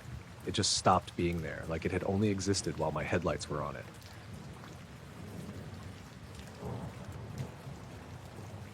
I noticed it with my eyes closed. I'd been lying there for a while, not really asleep, just drifting in that half-awake state. The room was quiet, the kind of quiet you only get late at night when everything settles. Then the light started. At first I thought it was just my imagination, a faint brightness behind my eyelids. Not sudden, gradual, like distant lightning, but without the sharp flashes. It built slowly, even. No flicker, just a steady increase in brightness. I kept my eyes closed, watching it, trying to figure out if it was coming from outside, but it didn't feel directional. It felt like it was everywhere at once, behind everything. I opened my eyes. The room was completely dark, exactly how it should have been. No light coming through the curtains. No glow from anything, just darkness. I blinked a few times, letting my eyes adjust. Nothing changed. I lay there for a second, waiting. Then I closed my eyes again. The light came back immediately, already there, brighter than before. I felt a slight tension in my chest. Not fear, just confusion. I kept my eyes closed this time, watching it build. It didn't pulse, didn't shift, just grew steadily, like something approaching far away. I tried to listen. There was a faint ringing. At first, I thought it was just the usual background noise in your ears, but it got louder. Not sharp, more like a high, steady tone. I opened my eyes again. Dark, no change. The ringing stayed. I pushed myself up slightly, resting on my elbows. The room looked normal. The door was closed. The window was the same. Nothing out of place. I checked the clock on my bedside table. The numbers were dim but visible. 2:43. I was sure it had been earlier than that when I last checked. I lay back down slowly. The ringing stayed in my ears. I closed my eyes again. The light was stronger now. Not blinding, but bright enough that it felt wrong, like my eyes should have been seeing it even when open. I focused on it, trying to find a source, a direction. There wasn't one. It was flat, even, everywhere. The ringing got louder. I swallowed, trying to clear it. It didn't change. I felt pressure building in my ears, like when you change altitude too quickly. I opened my eyes, dark, still nothing. I reached over and turned on the lamp. The bulb flickered once, then came on. The light felt normal, warm, contained. Nothing like what I'd been seeing. The ringing didn't stop. I sat up fully this time, looked around the room. Everything was where it should be. Nothing moved, nothing out of place. I turned the lamp off again. Darkness returned. I lay back down, closed my eyes. The light was still there at full brightness now, holding steady. The ringing peaked, a sharp, steady tone that filled my head. I winced slightly. Then all at once, it stopped. The light vanished, the ringing cut off. No fade, no transition, just gone. I opened my eyes. Dark, silent, everything normal. I sat there for a second, waiting for it to come back. It didn't. I checked the clock again. 3:01. That didn't make sense. I was sure only a few minutes had passed. I swung my legs off the bed and stood up. The floor felt colder than before. I walked to the window and pulled the curtain aside.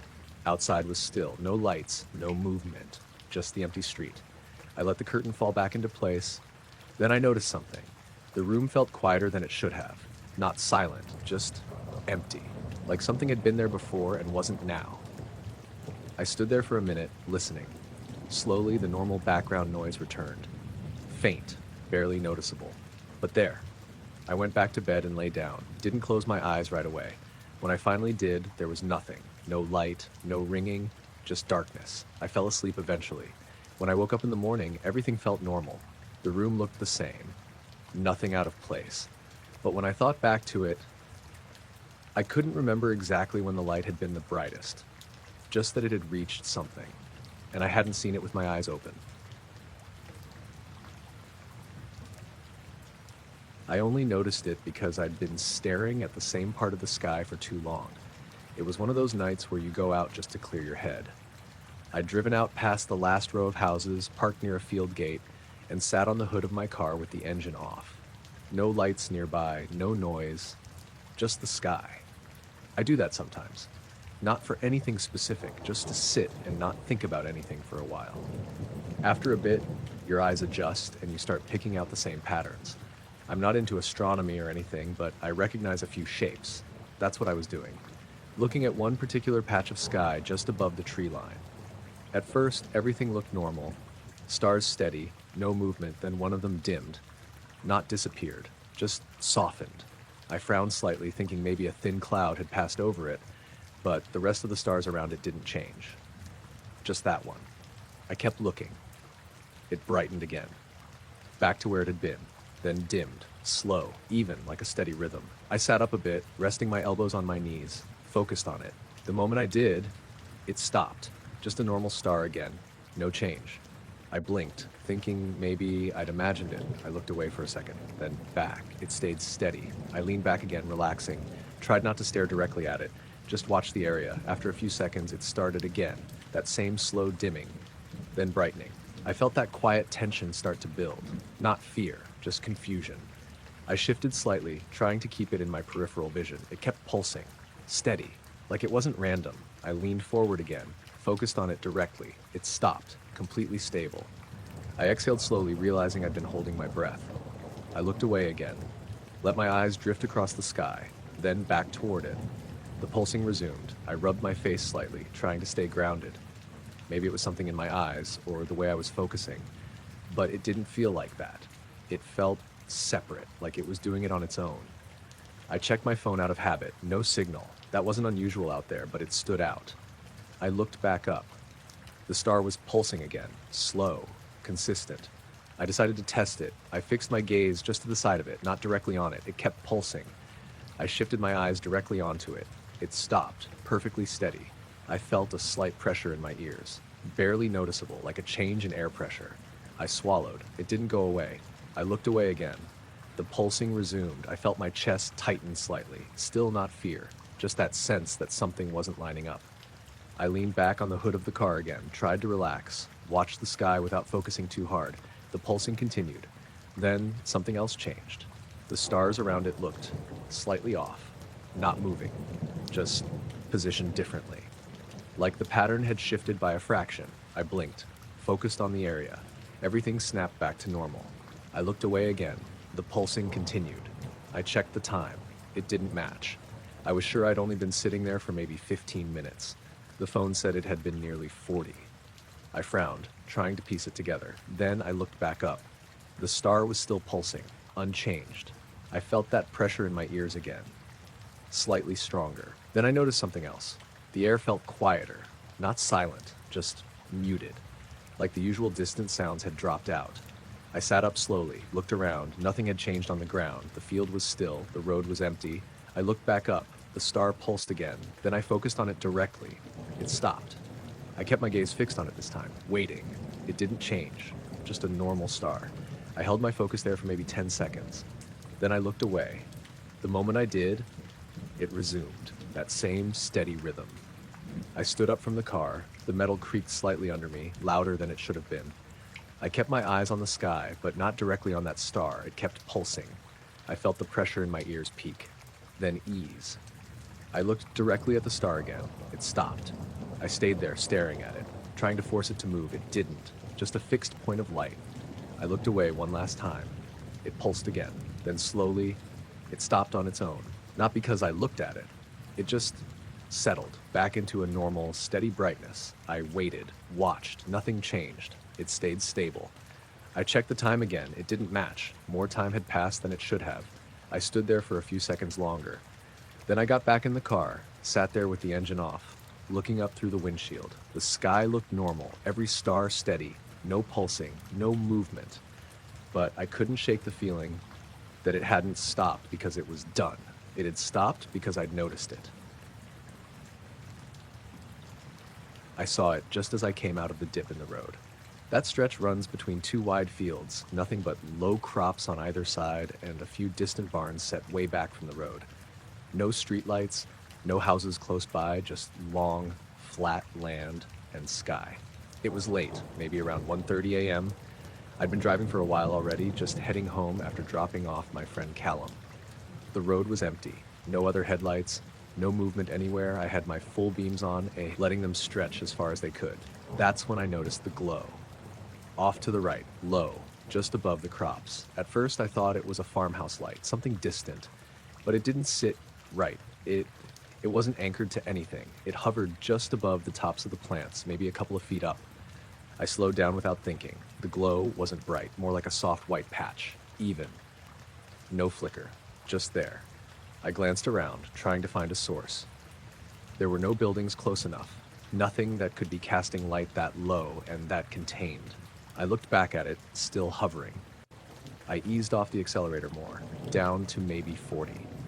As I got closer, I expected it to illuminate the ground, even faintly, but it didn't. The crops beneath it stayed dark, no shadows, no reflection. The light didn't interact with anything around it. It just existed. I leaned forward slightly, squinting, trying to make out a shape. There wasn't one, just a soft, contained glow. I rolled the window down a bit. Cold air rushed in, no sound, no hum, no movement. The field was completely still. I kept driving slowly. The glow stayed in the same spot, not drifting, not shifting, just hovering. Then it moved, straight up, no hesitation, no buildup, just lifted, perfectly vertical. I felt my grip tighten on the wheel. I slowed even more, almost crawling now. The glow rose above the crops, above the fence line.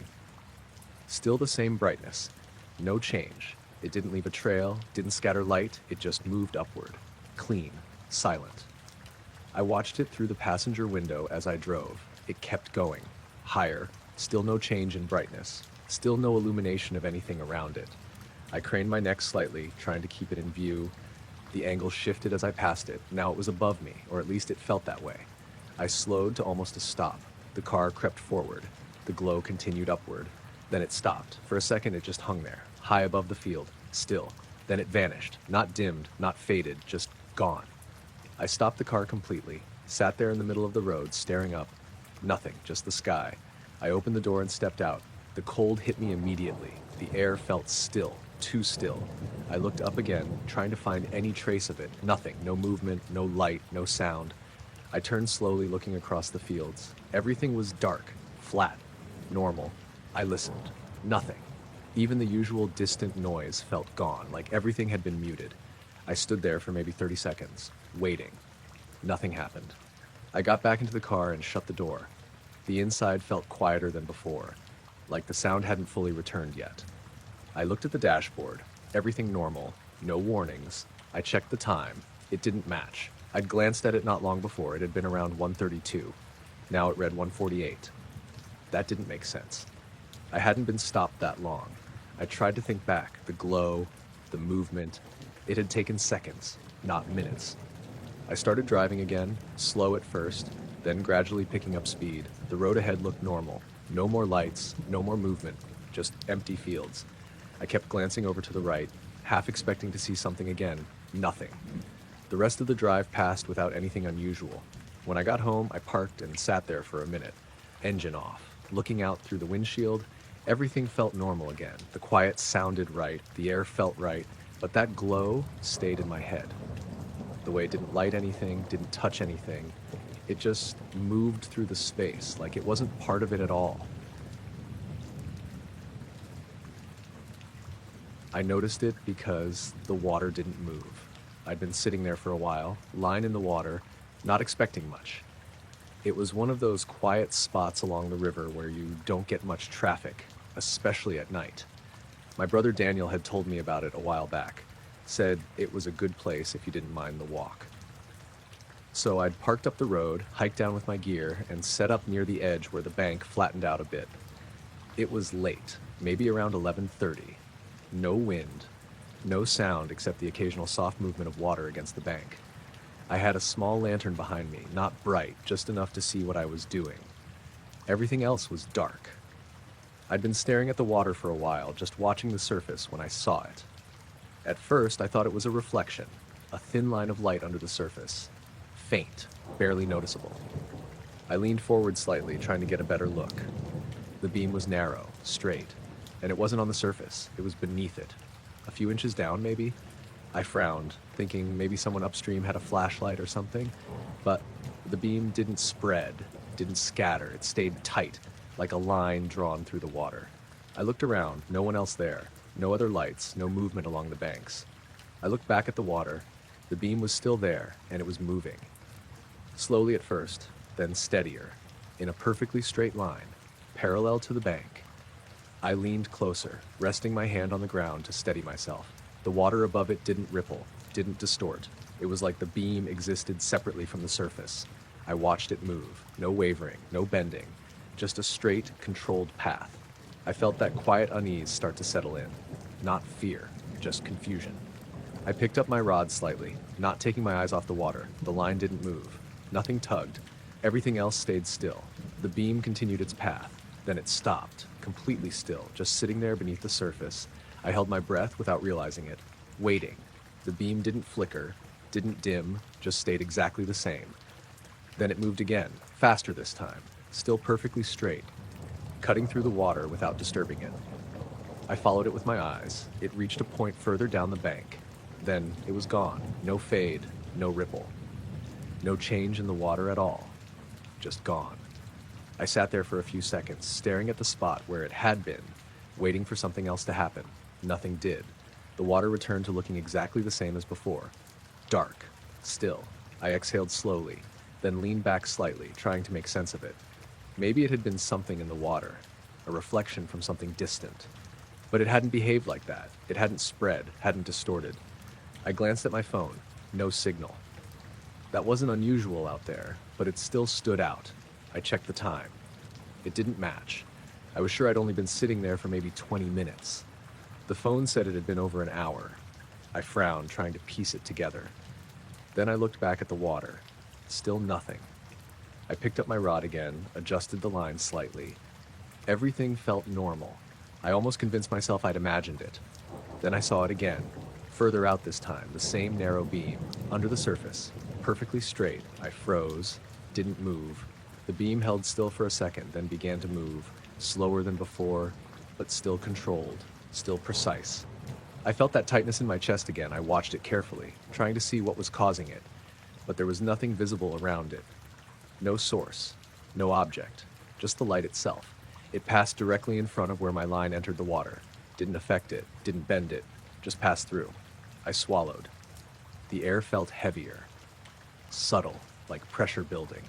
The beam stopped again, this time closer to me, maybe 10 feet out. I could see it more clearly now. The edges weren't sharp, but they weren't blurred either, just contained, like the water around it wasn't interacting with it properly. I leaned forward slightly. The beam didn't react. Then it moved again, straight toward the middle of the river. Faster now. No change in brightness, no change in direction. Just a clean, straight path, then gone. I sat there for a long moment, not moving, not thinking, just listening.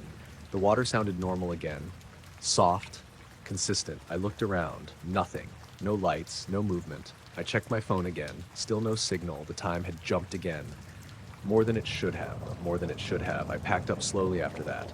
Didn't rush, but didn't stay either. As I walked back up the bank, I kept glancing back at the water. Nothing, just the dark surface. But the thing that stuck with me was how the light had moved. Not like something in water. Not like anything carried by it. It moved like the water wasn't even there. Like it was passing through something else entirely.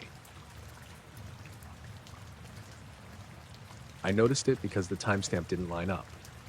It was early morning when I checked the footage. I have a habit of scrolling through it while I drink coffee, just to make sure nothing weird happened overnight. It's a small setup, one camera pointed at the back garden, another at the front drive. Nothing ever really shows up. That morning started the same way. I scrubbed through the timeline, half paying attention. Empty yard, fence, shed. A bit of wind moving the plants. Normal. Then the screen went white, not faded, not overexposed, gradually. Just white, like the entire frame had been filled at once. It lasted for maybe a fraction of a second. Then everything went back to normal. I paused it, rewound, played it again, same thing. The yard was there, then a full white frame, then the yard again. I checked the timestamp. That's when I saw the gap. It jumped forward, not by much, maybe 4 or 5 seconds, but it skipped, cleanly. No intermediate frames. I leaned closer to the screen, rewound again, played it slower this time, frame by frame. The moment before the flash looked normal, then the white frame, then the next frame, the yard again. But something about it felt slightly off. I couldn't place it at first. I played it again. Then I noticed the angle looked slightly different, not dramatically, just enough that the fence line didn't sit exactly where it should, like the camera had shifted, but it hadn't. I checked the live feed, the camera was in the same place, same angle, nothing moved. I went back to the footage, played it again, the white frame, the skip, then the yard, still, quiet. I sat there for a minute staring at it. Then I checked the rest of the night. Everything else looked normal, no other flashes, no glitches, just that one moment. I got up and went to the back door, opened it slightly, looked out. The yard looked the same as it did in the footage. Fence, shed, nothing out of place. I stepped outside. The air was cool, still, no wind. I stood there for a second, trying to match what I was seeing to the footage. Nothing felt wrong, but I couldn't shake the feeling that something had happened there, in that space. I went back inside and watched the clip again. This time, I paid attention to the seconds before the flash. The plants were still, no movement. Then, right before the white frame, they shifted. Not from wind, more like a slight pull, as if something had passed over them. I replayed it, watched closely. Same thing. A subtle movement. Then the flash, then the skip, then stillness again. I checked the timestamp once more. The gap was consistent, always the same jump. I scrubbed forward a bit. Everything after looked normal, until I noticed something else. The lighting. It didn't match perfectly. The yard looked slightly darker than it had before the flash. Not by much. Just enough to notice. I leaned back in my chair, looked away from the screen for a second, then back. The image felt harder to focus on, like my eyes didn't want to settle on that part. I blinked a few times, then watched it again. White. Skip. Normal. But not quite. I checked the time on my phone. It didn't match. I was sure I'd only been sitting there for maybe 10 minutes. The phone said it had been closer to 25. I frowned, trying to make sense of it. Then I went back to the footage again. Paused it on the frame right after the flash. Zoomed in, the image broke apart slightly, pixelated, but something stood out, near the center of the yard. A faint outline. Not clear, not defined, just a slight distortion, like the space itself hadn't settled properly yet. I leaned closer, tried to focus on it. The more I looked, the harder it was to see, like it slipped out of focus the moment I tried to define it. I sat back again, let my eyes relax. The shape seemed more visible when I wasn't looking directly at it. Then I looked at the timestamp again. That gap. Those missing seconds. I tried to imagine what could have caused it. A glitch, a power surge, something interfering with the camera. But none of that explained the way the frame went completely white, or the way the yard looked slightly different after. I stood up and went back to the door, opened it again, stepped outside. The yard looked normal. But the air felt slightly off, not colder, not warmer, just different, like there was less of it. I walked a few steps out, stopped roughly where that distortion had been in the footage. Nothing there, no marks, no signs of anything. I stood still, listening.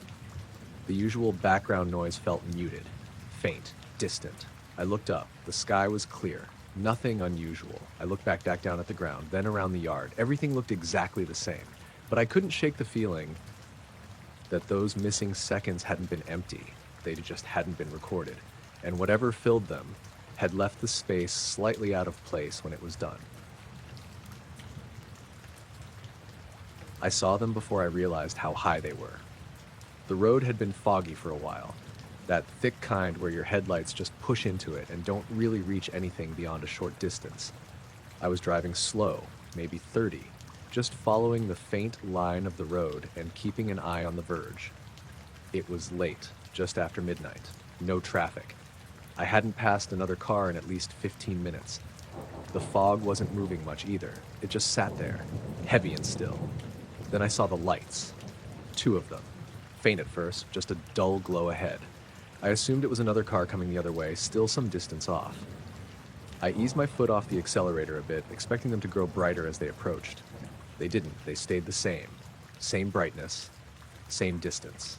I squinted, trying to make out the shape around them. Nothing. Just the lights. I kept driving forward slowly. The fog shifted slightly as I moved, thinning in patches. The lights stayed fixed. That's when I noticed something off. They weren't aligned with the road. They were too high. At first I thought it was just the angle, like maybe the road dipped and they were cresting a hill, but there wasn't a hill there. I knew that stretch. Flat, open, no elevation change like that. I slowed down more, down to maybe 20. The lights stayed in place, still not getting brighter, still not moving closer. I leaned forward slightly, trying to see past the glare. There was no silhouette, no outline of a vehicle. Just those 2 points of light. I rolled the window down a crack, cold air slipped in, no sound, no engine noise, no tire noise, nothing. I looked back at the lights. The fog thinned for a second, and I saw it clearly. They weren't just slightly elevated, they were far above the road, higher than any vehicle could be. At least 20 feet up, maybe more. I felt that quiet tension settle in, not fear. Just confusion. I slowed almost to a stop. The car crept forward. The lights didn't move. They didn't shift position. They just hung there, perfectly still. I checked the edges of the fog around them. No structure, no cables, no anything, just open air. I glanced at the side of the road. The field stretched out flat on both sides. Nothing that could support lights at that height. Looked back at them. Still there, unchanged. I sat there for a few seconds, engine idling, watching, waiting for something to make sense. Then the fog shifted again. A thicker patch rolled through. The lights dimmed slightly as it passed in front of them, then reappeared. Same position, same brightness. I felt a slight pressure in my ears, subtle, like altitude change. I swallowed. It didn't clear. I reached for my phone without taking my eyes off the lights. No signal. That wasn't unusual out there, but it stood out. I looked back up. The lights flickered just once. Very faint. Then steadied again. I took a slow breath. Then the fog began to thin. More noticeably this time. The air ahead cleared in a widening patch. The road became visible. Empty. Completely empty. And the lights were gone. Not fading, not moving away. Just gone. The space where they had been was clear. Nothing there. No vehicle, no structure, no explanation. I sat there for a second, staring at the empty air, waiting. Nothing came back. I opened the door and stepped out. The cold hit me harder outside. The fog continued to thin, drifting away in slow patches. I looked up. Nothing. Just the dark sky above. I looked down the road. Empty. No headlights in either direction. I listened. No sound. No distant engine. No movement. I turned slowly, scanning the fields. Nothing. Just open land. I stood there for maybe half a minute, trying to understand what I'd seen. Then I got back into the car, closed the door. The inside felt quieter than before, like the sound hadn't fully returned yet. I looked at the dashboard. Everything normal. I checked the time. It didn't match. I was sure I'd only been sitting there for a couple of minutes. The clock said nearly 15 had passed. I frowned, trying to piece it together. Then I looked up through the windshield again. The fog was almost gone now. The road stretched out ahead, clear, empty. I started driving again, slow at first, then picking up speed. The rest of the drive was uneventful. No more lights, no more fog, just the usual road. When I got home, I sat in the driveway for a minute, engine off, looking out at the street. Everything felt normal, but the way those lights had hung there, perfectly still, too high, too quiet, didn't sit right. They hadn't been approaching. They'd just been there, like they were already in place, waiting for me to see them.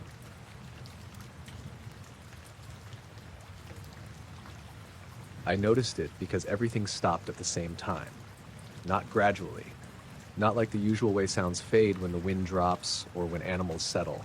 It just cut out.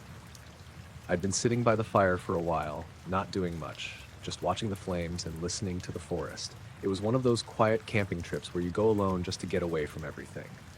The site was a few miles in, nothing official, just a clearing I'd found before. Tall trees all around, thick enough that you don't see much sky once it gets dark. It had been a normal night. Insects, leaves moving, the occasional distant crack of something shifting deeper in the woods. All of that just stopped at once. The fire was still going. I could see it, but I couldn't hear it. No crackling, no popping, nothing. I sat there for a second, not moving, trying to understand what had just happened. I shifted slightly in my chair. I couldn't hear that either. The silence felt wrong. Not quiet, empty, like something had taken the sound out of the air. I looked around the clearing. Everything looked the same, the trees, the shadows. Nothing moved. Then I felt it. A slight pressure in my ears, like when you change altitude too fast. I swallowed. It didn't go away. I stood up slowly. The ground felt solid under my boots, but I couldn't hear my steps. I glanced toward the tree line. That's when I saw it. At first, I thought it was just my eyes adjusting, a faint distortion between the trees, like heat shimmer. But it didn't make sense. The air was cold. There was no heat. I stared at it. The distortion moved, slowly. Not like wind. Not like anything I'd seen before. It passed between two trees, bending the space around it slightly. Not dramatically, just enough that the edges of things didn't line up properly. I felt that tightness in my chest. Not fear, just confusion. I took a step back. The pressure in my ears increased. The distortion kept moving, still slow, still steady. It didn't reflect the firelight, didn't cast a shadow. It just shifted the space it moved through. I tried to focus on it. The moment I did, it became harder to see, like it slipped out of clarity when I looked directly at it. I blinked a few times, looked slightly to the side. It became more visible again. I stood there, not sure what to do. The silence pressed in around me. Even my breathing felt muted. The distortion moved closer, not directly toward me, just across the clearing. Parallel, like it was following a path I couldn't see. The trees behind it looked wrong, stretched, then normal again. Once it passed, I felt the pressure peak, a dull, steady weight in my ears. I swallowed again. Still nothing. The distortion slowed, then stopped, right at the edge of the clearing. I held still, watching it, waiting. It didn't move, just sat there, barely visible. Then it pulsed, not light, not brightness, just a slight intensifying of the distortion, like the air thickened for a second, then relaxed. At the same time, the pressure in my ears peaked, then dropped. Suddenly, the silence broke, all at once. The fire crackled. Insects started again. Leaves moved. It all rushed back in like it had been waiting. I flinched slightly at the sound. Looked around. Everything seemed normal again. I turned back toward the tree line. The distortion was gone. Nothing there. Just trees. Shadows. The same as before. I stood there for a moment, trying to process it. Then I looked at the fire. It burned normally. The sound felt too loud now. Too present. I checked my phone. No signal. That wasn't unusual. But the time, it didn't match. I was sure I'd only been sitting there for maybe 10 minutes. The phone said it'd been closer to 30. I frowned, trying to piece it together. Then I looked back at the trees. Everything looked normal, but something felt off. Like the space between them wasn't quite the same. I sat back down slowly, kept my eyes on that area for a while. Nothing happened, no distortion, no silence, just the normal sounds of the woods. I stayed up longer than I planned, watching, listening, waiting for it to happen again. It didn't. When I finally went into the tent, I kept the flap slightly open, just enough to see the clearing. Everything stayed normal. But every now and then, I caught myself looking at that same spot between the trees, where the air had moved, like something had passed through it without being there at all.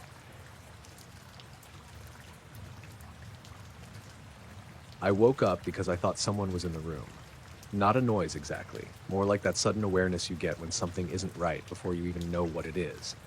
I didn't move at first, just lay there, eyes closed, trying to figure out what had pulled me out of sleep. Then I felt it. The sense that someone was standing next to the bed, close, on my left side, not touching me, just there. I opened my eyes slowly. The room was dark, exactly how I'd left it. Curtains drawn, no light coming through, just the faint outline of the wardrobe and the door once my eyes adjusted. I didn't see anyone, but I didn't sit up either. I just stared at that space beside the bed, waiting for something to move. Nothing did. I listened. No breathing, no shifting, no sound at all. I told myself it was just one of those things, waking up halfway from a dream. Your brain's still catching up. I turned my head slightly toward the clock, 2:58. I was sure it had been earlier when I'd gone to sleep, but I couldn't remember exactly. I looked back toward the side of the bed. Still nothing. The feeling didn't go away. It just faded slightly, like whatever had been there wasn't anymore. I pushed myself onto my elbows and looked around properly. The room was empty. Door closed, nothing out of place. I sat there for a second, letting my eyes adjust more. Everything looked normal. I exhaled slowly and swung my legs over the side of the bed. The floor felt colder than it should have. I stood up and walked toward the door, more out of habit than anything. Checked it. Still locked. I turned back toward the room. Nothing had changed. I rubbed my face, trying to wake myself up properly. Then I noticed the window. Not visually at first, just a slight difference in how the air felt. I walked over to it. The curtains hung still. No movement. I reached out and touched the glass. It was warm. Not hot, just noticeably warmer than the rest of the room.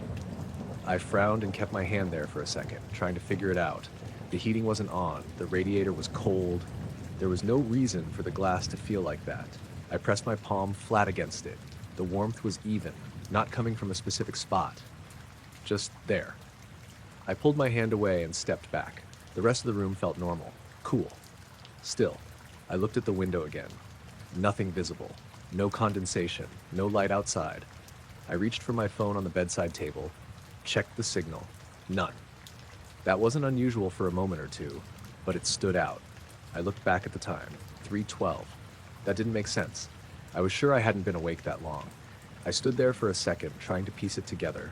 Then I went back to the bed and sat down. The room felt quieter than it should have. Not silent, just empty. Like something had been there and wasn't now. I lay back slowly, still looking at the window. The warmth lingered in my hand. I could still feel it. I closed my eyes for a second, then opened them again. The room was the same. Nothing had changed. I turned my head toward where I'd first felt that presence, beside the bed. Empty space. But something about it still didn't feel right, like I'd interrupted something. I checked my phone again. The signal came back. Full bars. I looked at the time. 3:18.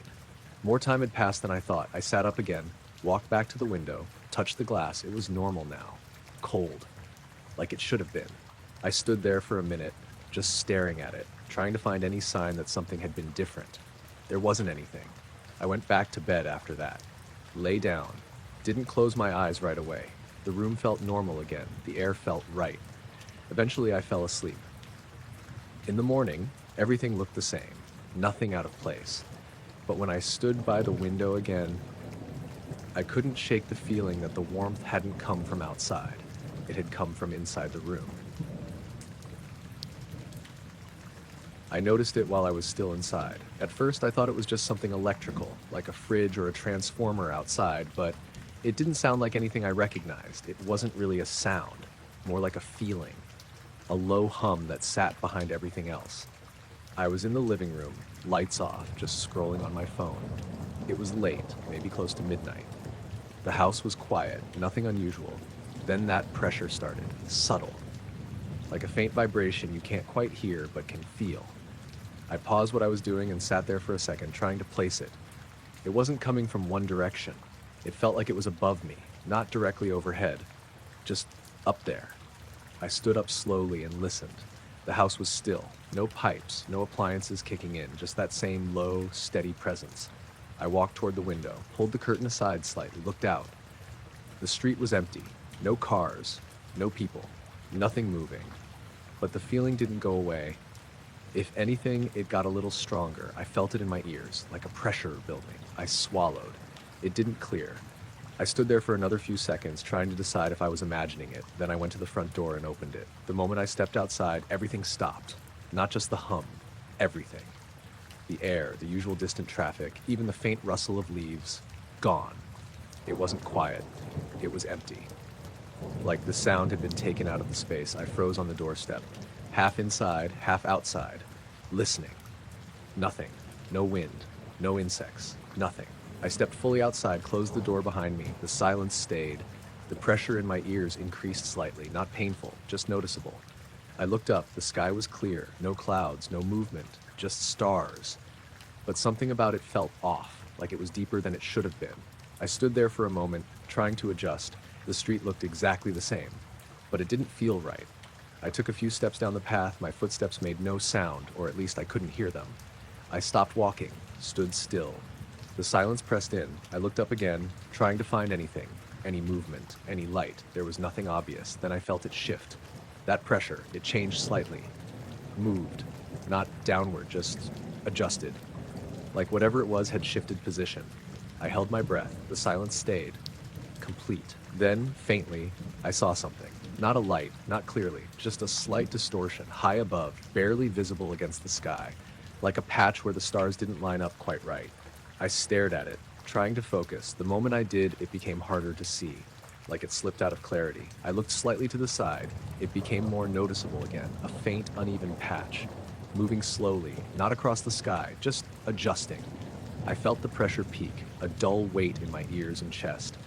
Then it stopped, completely. The distortion vanished, and the sound came back, all at once. Wind, distant traffic, the faint rustle of leaves.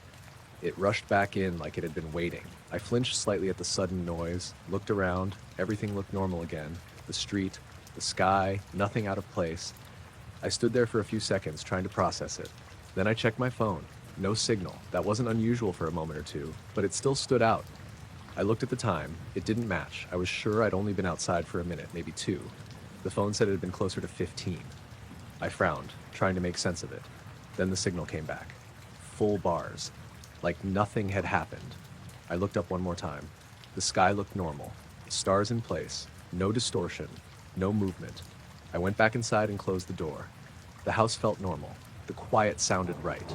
But that feeling, that pressure, didn't fully leave right away. It faded slowly, like whatever had been above had taken a moment to move away. The power went out while I was halfway through making tea. No flicker, no warning. Just everything cutting off at once. The lights, the kettle, even the faint hum from the fridge. I stood there for a second in the dark, hands still on the counter, waiting for it to come back. It didn't. I reached for my phone, turned the flashlight on, and stepped into the living room. The whole street was out. No porch lights, no street lights, nothing in any of the houses across from me. Just that dim gray outline of everything under the night sky. That part wasn't unusual. What was unusual was the sky. I didn't notice it right away. I was looking for movement, cars, people, anything. But there was nothing. Then my eyes adjusted a bit more, and I looked up.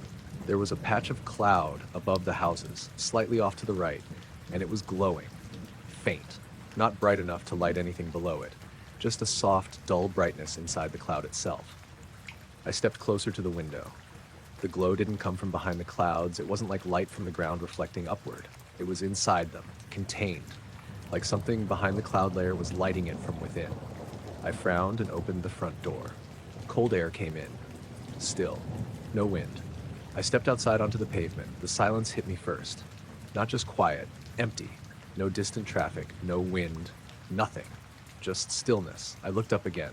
The glowing patch hadn't moved. It stayed in the same part of the sky, holding its shape. The edges weren't sharp, but they were defined enough to stand out from the rest of the clouds. I stood there for a few seconds, watching it. Then it changed. Not suddenly, slowly. The brightness increased just a little, enough that I could start to see more detail in the cloud itself. Faint layers, slight movement inside it, not like wind pushing it, more like something behind it shifting. I felt a pressure in my ears. Subtle at first, then more noticeable. I swallowed. It didn't go away. I took a step forward onto the street. The pressure increased slightly. I looked around. No one else outside. No doors opening. No voices. Just me. I looked back up. The glow pulsed. Once. A slow increase in brightness, then back down. At the same time, the pressure peaked, then eased slightly. I stood there trying to make sense of it. The rest of the sky stayed dark. Only that one patch glowed. I checked my phone. No signal. That wasn't unusual during a blackout, but it stood out. I looked back up. The glow shifted, not across the sky, just within itself. The brighter part moved slightly to one side, still contained in the same area. The edges adjusted, expanded a little, then pulled back. I felt that quiet tension settle in. Not fear, just confusion. I stepped back toward the house. The pressure eased again. I stopped, waited, then stepped forward again. It came back. I looked up. The glow was dimming now, slowly. The brightness reduced, the details inside it faded, the edges softened. I stood still, watching it. The pressure in my ears dropped, gradually. Within a few seconds, the glow was barely visible. Then it was gone. The clouds looked normal again, dark, flat. I stared at that spot for a few seconds longer, waiting. Nothing came back. And then, the power returned, all at once. Streetlights flicked on. Porch lights came back. I heard appliances inside the house start up again. The normal background noise rushed back in. It felt too loud after the silence. I blinked, looking around. Everything looked normal again. I checked my phone. Signal was back. Full bars. I looked at the time. It didn't match. I was sure the blackout had only lasted a few minutes. The phone said it had been closer to 20. I stood there for a bit longer, looking up at the sky. Nothing unusual. No glow. No movement. Just clouds, faintly lit now by the streetlights and distant town glow. I went back inside and shut the door. The house felt normal again. Warm, familiar. But that patch of sky, the way it had lit up from inside, didn't feel like it had anything to do with the power going out. It just happened to end at the same time. I only saw it because the angle lined up for a second. I was driving back from my sister's place, taking a back road I don't usually use. It cuts through open countryside, no streetlights, just hedges and the occasional gate or field entrance. It was late. Around 1 a.m., the road was empty. No cars behind me, none ahead, just my headlights and the narrow stretch of road. I'd been driving for maybe 10 minutes when something flashed in front of me, not on the road. Above it. At first I thought it was a reflection from something on the side. A sign maybe, but it didn't feel right. The reflection was too brief, too clean. I slowed down slightly, trying to focus on where it had come from. Nothing. Just darkness ahead. Then it happened again. A quick glint. Higher this time, or maybe I just caught it better. I leaned forward a bit, eyes fixed on the space ahead. The road curved gently to the right. My headlights swept across the bend, and there it was. For a second I saw it clearly. A surface. Smooth. Curved, catching the light at just the right angle. It wasn't large, but it wasn't small either. Bigger than anything that should be suspended above a road like that. I eased off the accelerator. The reflection slid across it as I moved, revealing more of the shape. It didn't have sharp edges, more like a shallow curve, like the underside of something rounded. The surface wasn't shiny, it reflected the light in a dull way, like brushed metal. I rolled the window down slightly. Cold air rushed in, no sound, no hum, nothing to suggest anything was there. I kept driving forward slowly. The reflection came again, stronger.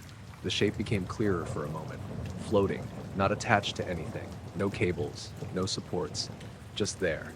I felt that quiet tension settle in, not fear, just confusion.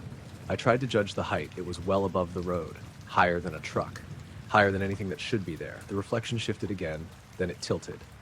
Just slightly, a small rotation, enough to change how the light hit it. And then it was gone.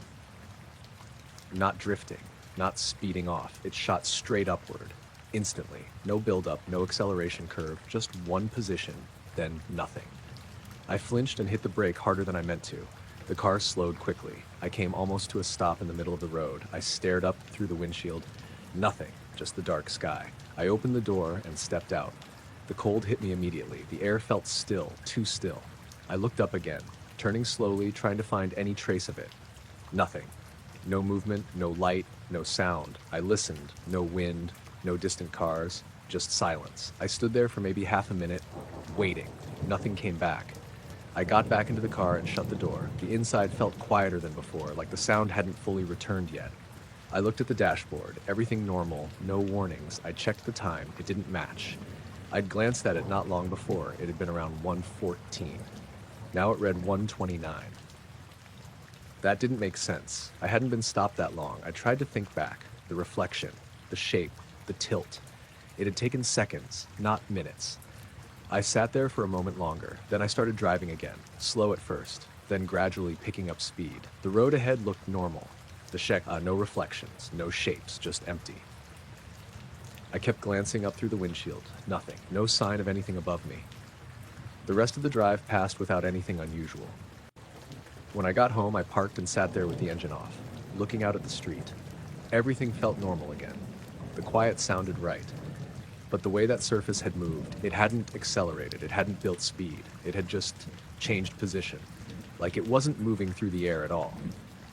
Just leaving it. I noticed it because I wasn't thinking about anything at all.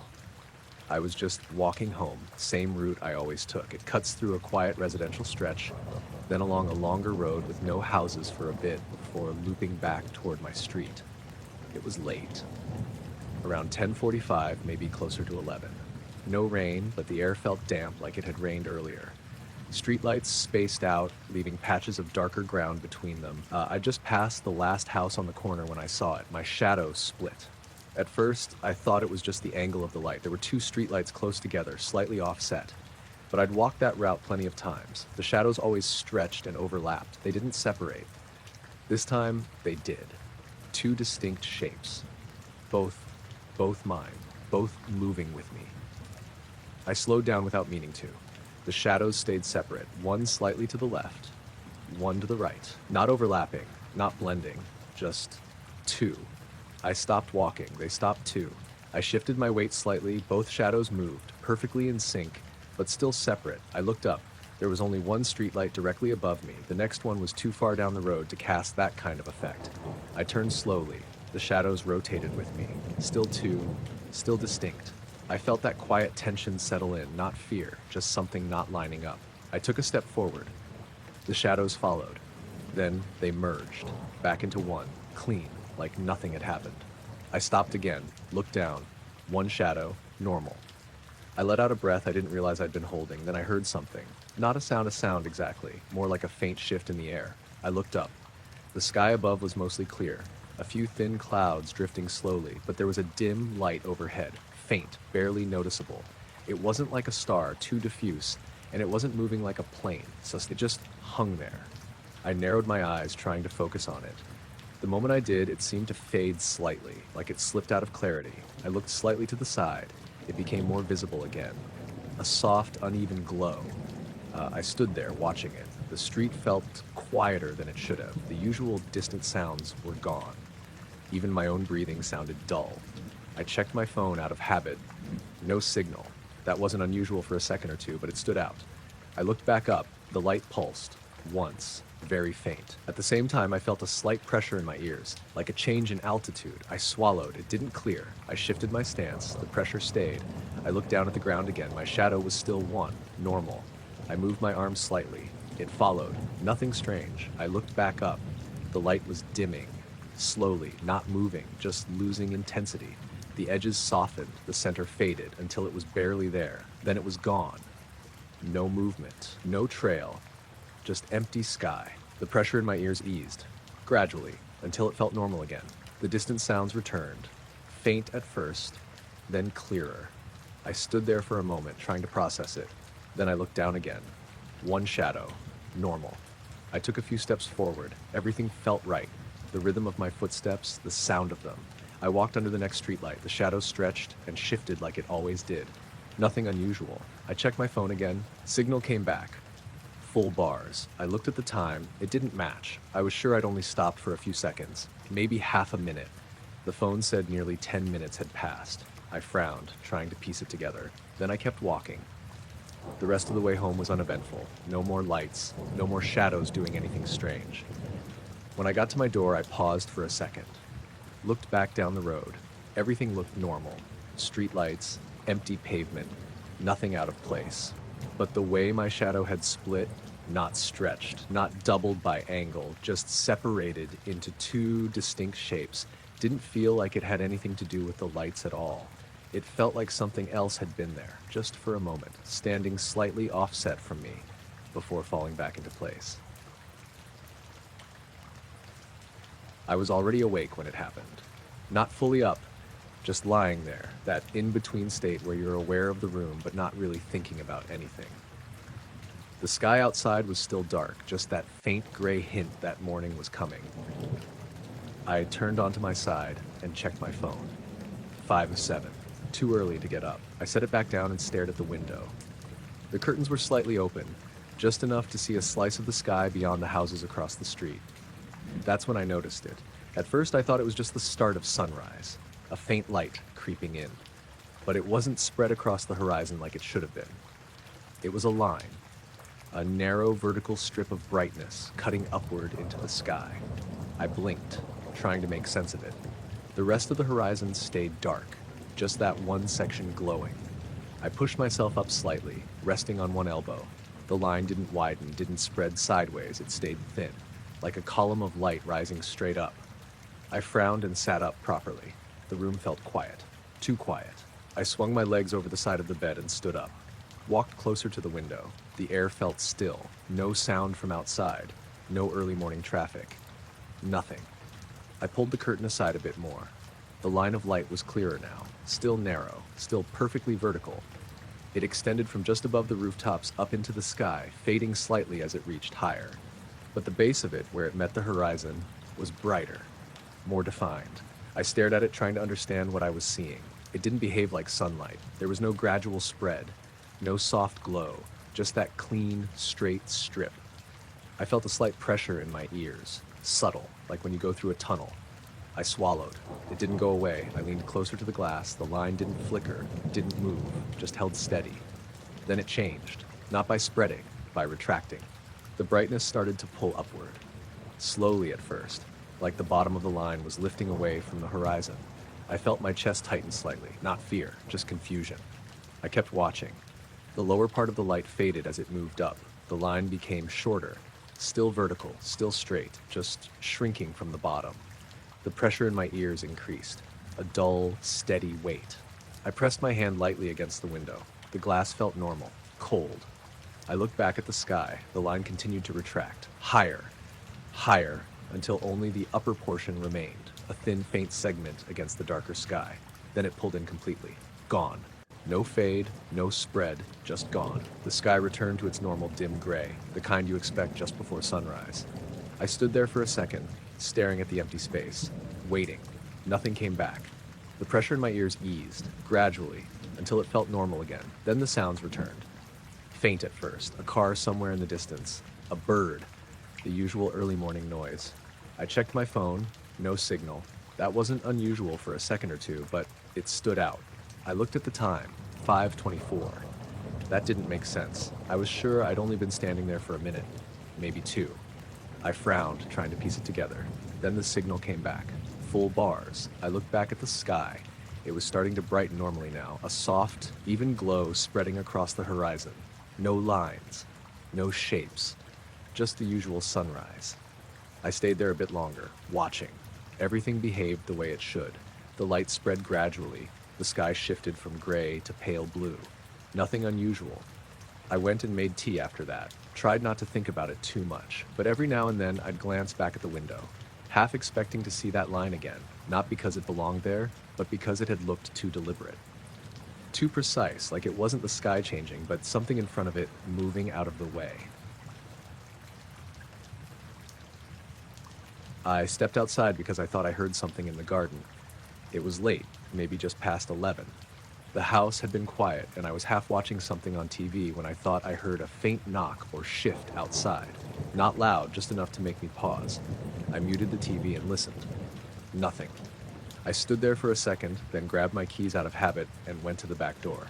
When I opened it, the air felt colder than I expected. Still. No wind at all. I stepped out onto the patio and looked around. The garden was empty. Fence, shed, same as always. No movement, no sound. I was about to go back inside when my ears popped. Sharp and sudden, like when you go up an elevation too fast. I winced slightly and swallowed, expecting it to clear. It didn't. The pressure stayed, a dull, steady feeling in both ears. I frowned and stepped further out into the garden. Another pop, stronger this time. I stopped walking. The air felt heavier. Not in a way I could see, just something I could feel in my chest and ears. I looked up without really thinking. The sky was mostly clear, a few thin clouds drifting, but you could see most of the stars. That's when I noticed the light. At first I thought it was just a star I hadn't paid attention to before, but it was moving, slowly. Not in a straight line, not like a plane. It drifted. Subtle, like it was adjusting rather than traveling. I narrowed my eyes, trying to focus on it. The light was dim, not bright enough to stand out immediately, but once I saw it, I couldn't ignore it. It moved between two faint patches of cloud, didn't disappear behind them, just dimmed slightly, like it was inside them instead of behind. The pressure in my ears built again. I swallowed. Nothing changed. I rubbed the side of my jaw, trying to clear it. Still nothing. I took a step back toward the house. The pressure eased slightly. I paused, then stepped forward again, and it came back. That made me stop completely. I looked up again. The light had shifted slightly to the left, still slow, still silent. I listened. There was no sound, No engine, no distant hum, just that same empty quiet. I checked my phone out of habit. No signal. That wasn't unusual for a moment or two, but it still stood out. I looked back up. The light stopped. Not completely still, but close enough. The movement slowed until it barely changed position. The pressure in my ears peaked, a dull, heavy feeling that made me wince slightly. I stood there, not sure what to do. Part of me wanted to go back inside, but I didn't. I kept watching. The light brightened slightly, just enough to make it clearer against the sky. And for a moment it felt closer than it should have been. I couldn't judge the distance properly. It didn't behave like something far away. It felt lower. I took another step back. The pressure eased again. I looked down for a second, then back up. The light was still there, but dimming now, slowly, like it was fading into the sky. The edges softened, the brightness reduced, until it was barely visible. Then it was gone. No movement, no trail, just not there anymore. I stood there for a few seconds, staring at the empty sky, waiting. The pressure in my ears eased, gradually, until it felt normal again. The air felt lighter. I looked around the garden. Everything looked the same. No movement, no sound. I stepped back toward the door, paused, looked up one more time. Nothing. Just stars. I went inside and closed the door behind me. The house felt normal. The quiet sounded right again. I checked my phone. Signal came back almost immediately. I looked at the time. It didn't match. I was sure I'd only been outside for a couple of minutes. The phone said it had been nearly 15. I stood there in the kitchen for a bit, trying to piece it together. Then I walked back to the door and opened it slightly. Looked out. The garden was still. The sky looked normal. No sign of the light. I closed the door again, locked it. Later that night, I kept thinking about it. The way the pressure came and went, the way the light didn't move like anything I knew, and how it didn't leave. It just stopped being there, like it had only been visible for as long as I was standing underneath it. I noticed the vibration before I saw anything. It was subtle at first, just a faint buzz through the seat, like the engine was idling a little rough, but the engine wasn't on. I was parked up at the edge of a lay-by overlooking a stretch of empty fields. It was one of those spots you pull into without really thinking, just to sit for a minute before heading home. It was late, around midnight, maybe a bit after. No other cars, no streetlights. Just the road behind me and open land in front. I had the engine off, keys out, radio silent, just sitting there looking out through the windshield. That's why it stood out. The vibration didn't belong. I shifted slightly in the seat, thinking maybe I'd imagined it. Then it came again. Faint. Even. Not shaking the car, just present. Like a low-frequency hum you feel more than hear. I frowned and put my hand on the steering wheel. Nothing there. No movement. I pressed my foot lightly on the floor. Still nothing. But the seat carried it. A soft, steady pulse. I glanced at the dashboard. Everything was off. No lights, no indicators. I leaned forward slightly, listening. No sound, not even the usual distant hum of traffic. The air outside felt still. I sat back again. The vibration continued, unchanged. I looked up into the rearview mirror without really thinking. At first, I didn't notice anything, just darkness behind me. The road disappearing into it. Then I saw the glow, faint, soft, lingering just above the line of the road. Not bright enough to light anything up, just a dull, contained patch. I turned slightly in my seat to look directly behind me. Nothing. Just darkness. I looked back at the mirror. The glow was there again, in the same spot. I felt that quiet tension start to build. Not fear, just confusion. I adjusted the mirror slightly. The glow shifted with it, staying centered in the reflection. I leaned closer, trying to make out a shape. There wasn't one. Just that faint light. I looked over my shoulder again. Nothing. No source. No object. Just empty road. I looked back at the mirror. The glow pulsed slightly. Once. Barely noticeable. At the same time, the vibration in the seat deepened. Not stronger. Just heavier. I swallowed. The air felt thicker. Subtle. But there. I checked my phone. No signal. That wasn't unusual out there. But it still stood out. I looked back at the mirror. The glow hadn't moved. Still hovering in the same place. Not getting closer. Not getting further away. Just there. I shifted in the seat. The vibration followed. Consistent, like it was tied to the car, not the ground. I reached for the door handle, paused, then let go. I wasn't sure why. I just stayed there, watching the mirror. The glow dimmed slightly, then returned to its original level. Another pulse. At the same time, the vibration peaked. A steady, low pressure through the seat and up into my back. I took a slow breath. Then the glow changed. Not in brightness. In position. It tilted, just slightly, like whatever it was attached to had shifted. I leaned forward again, trying to see it directly. Still nothing, only visible in the mirror. That didn't make sense. I adjusted the mirror again. The glow stayed centered, like it wasn't reflecting the space behind me properly. The vibration held steady, then it stopped completely. The seat went still. The air felt lighter. I looked at the mirror. The glow was gone. Not faded, not moved, just gone. I sat there for a second, waiting. Nothing came back. I turned in my seat again, looking behind me. Empty road, no lights, no movement. I opened the door and stepped out. The cold air hit me. The night felt normal again. I listened. The faint, distant sounds returned. Wind moving somewhere far off. I looked back at the car. Nothing unusual. No lights. No movement. I checked my phone again. Signal came back. Full bars. I looked at the time. It didn't match. I was sure I'd only been sitting there for a few minutes. The phone said nearly 20 had passed. I stood there for a moment longer. Then got back in the car. Started the engine. It turned over normally. No hesitation. No vibration. I pulled out of the lay-by and started driving. The road ahead looked normal. Empty. The rest of the drive passed without anything unusual. But every now and then, I caught myself glancing at the rearview mirror, half expecting that faint glow to still be there, not behind me, but inside the reflection itself.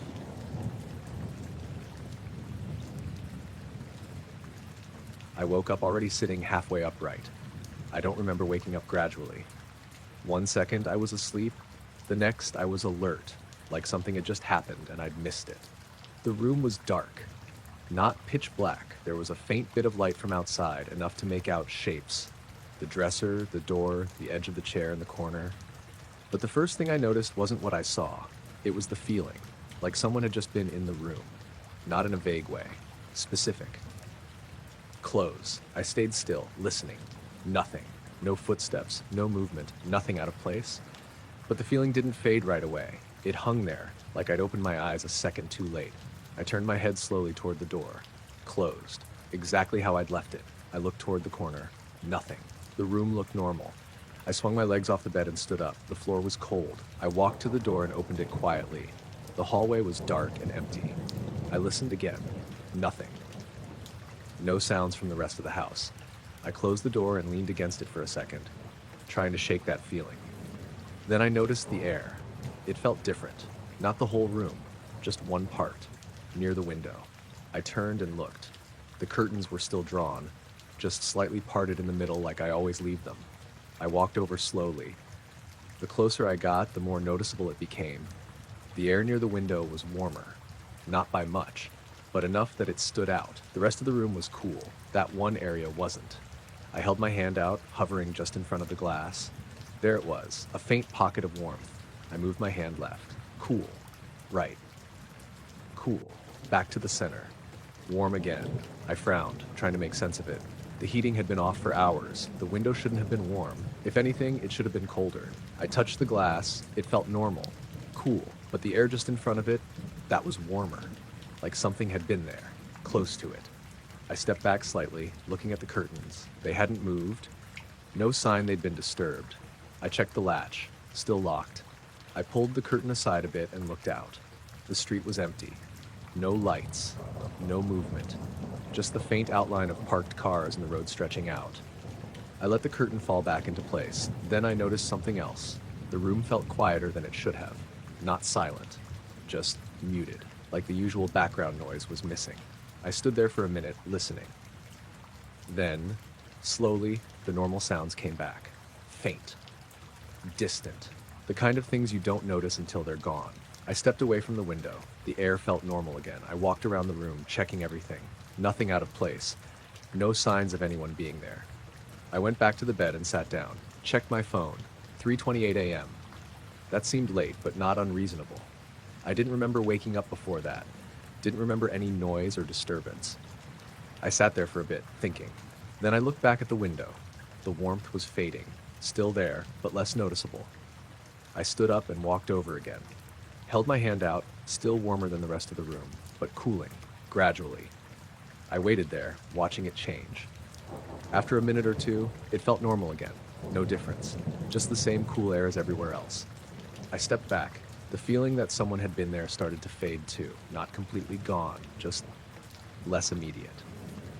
I went back to bed, lay down, staring at the ceiling. I didn't turn the lights on.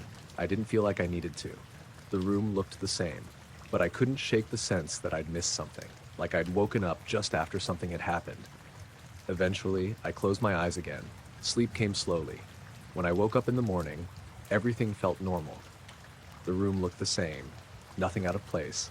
I went over to the window, checked it again. The air felt cool, no warmth, no difference. I opened it and leaned out.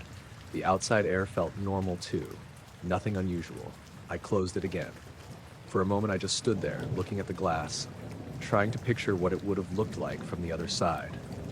Then I noticed something small, a faint patch on the glass, barely visible, only at a certain angle, like a smudge. Not shaped like a hand, not anything clear, just an uneven area, right where the warmth had been. I touched it. The glass felt normal, cool. I wiped it with my sleeve. The mark faded, then disappeared. I stood there for a second longer, then stepped back. Everything looked exactly how it should. But that feeling that someone had been there didn't feel like it came from nothing. I first noticed them because they were too high. I was driving home from my sister Leah's place, cutting through a stretch of road that runs along the edge of a wooded area. It's not a main road, just a narrow two-lane with no streetlights, the kind you only use if you know it's there. It had been clear when I left. About 10 minutes into the drive, the fog started. Not gradual.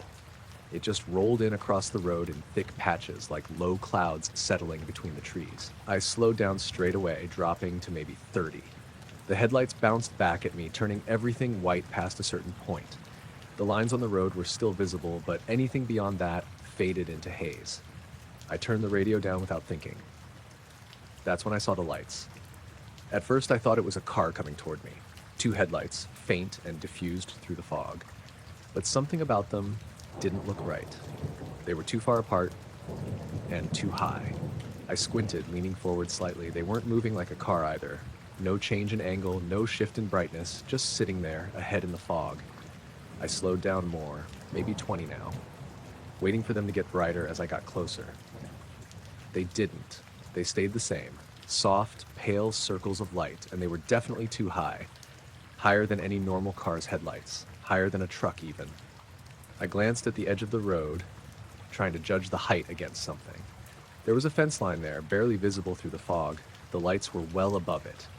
I felt that quiet tension start to build. Not fear, just that sense that something wasn't lining up. I kept moving forward slowly. The lights didn't move, didn't approach, didn't dim, just stayed fixed in that spot. I tapped my brakes lightly, more out of instinct than anything. The road ahead stayed empty. No outline of a vehicle, no shape. Just those 2 lights. I rolled the window down a bit. Cold air came in, no sound, no engine noise, no movement in the fog. I looked back at the lights. Still there, still too high. I tried to think of what it could be. Maybe a vehicle on a hill, but the land around there is flat. No elevation changes like that. I moved forward again, even slower now. The lights seemed to shift slightly, not closer, just adjusting, like they weren't fixed to the ground.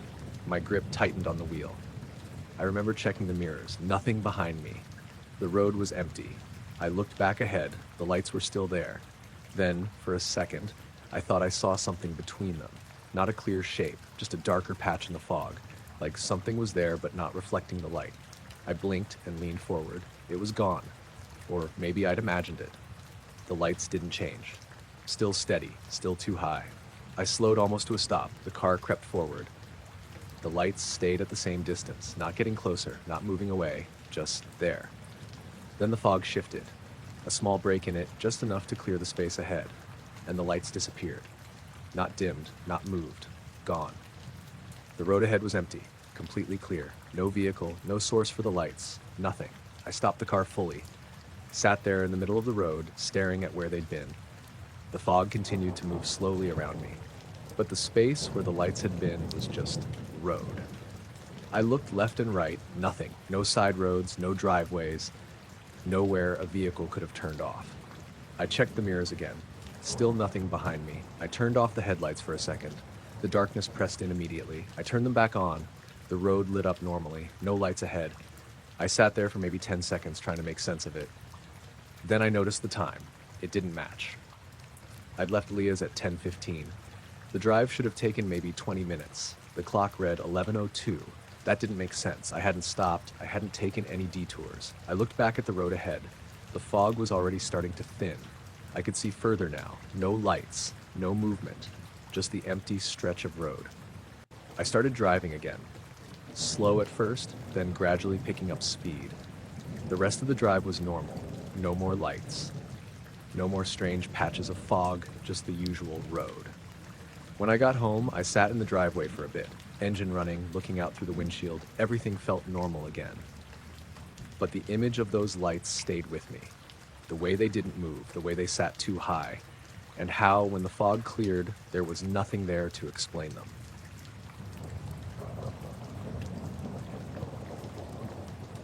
I stepped outside because I thought I heard something in the garden. It was just after 9, already dark, and there'd been light rain earlier. The ground was still damp, and the air had that cold, still feeling you get when everything's settled for the night. I stood on the back step for a second, listening. Nothing. No wind, no distant traffic, nothing moving. Then my ears popped. Sharp and sudden, like when you go up an elevation too quickly. I swallowed, expecting it to clear. It didn't. The pressure stayed there, dull and steady. I frowned and stepped down into the garden, thinking maybe it was just something with my sinuses or the weather. As I moved forward, it happened again. Another pop. Stronger this time. I stopped walking and looked up without really thinking. The sky was mostly clouded over, but there were thin breaks where you could see darker patches behind. That's when I saw the light. At first, I thought it was just a star showing through one of the gaps. But it didn't stay still. It drifted, slowly. Not in a straight line, not like a plane or satellite. It moved in a way that felt loose, like it was being carried, but there was no wind. I narrowed my eyes, trying to focus on it. The light was dim, not bright enough to stand out clearly, but enough that once you saw it, you couldn't ignore it. It slipped behind a thin layer of cloud and didn't disappear completely.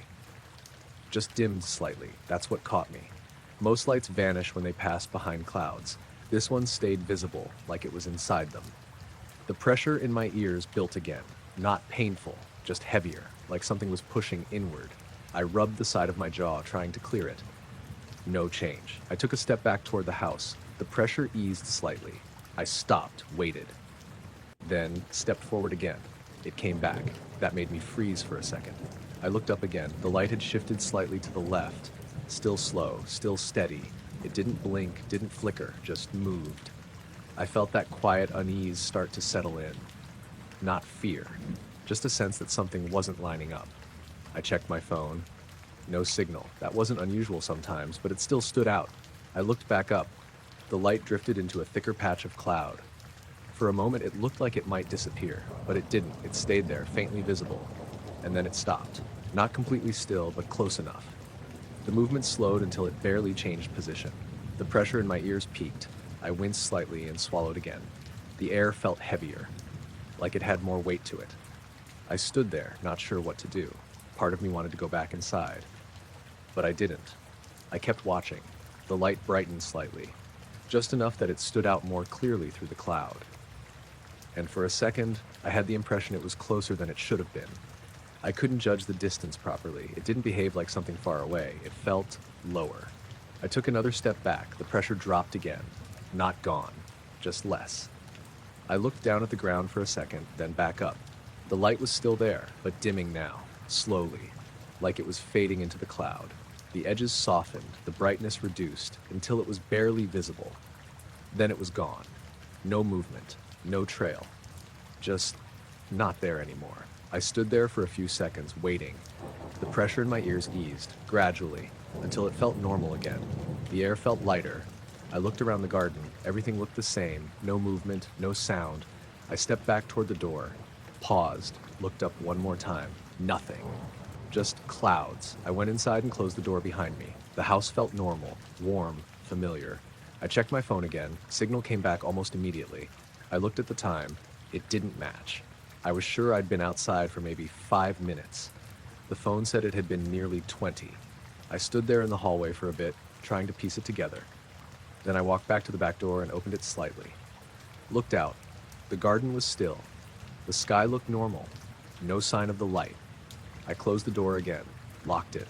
Later that night, I went back out once more, just to check. Everything felt normal. No pressure, no lights. But when I stood in the same spot and looked up, I couldn't shake the feeling that I was looking in the right place, like something had passed through there. And for a few minutes, I'd been standing directly under it.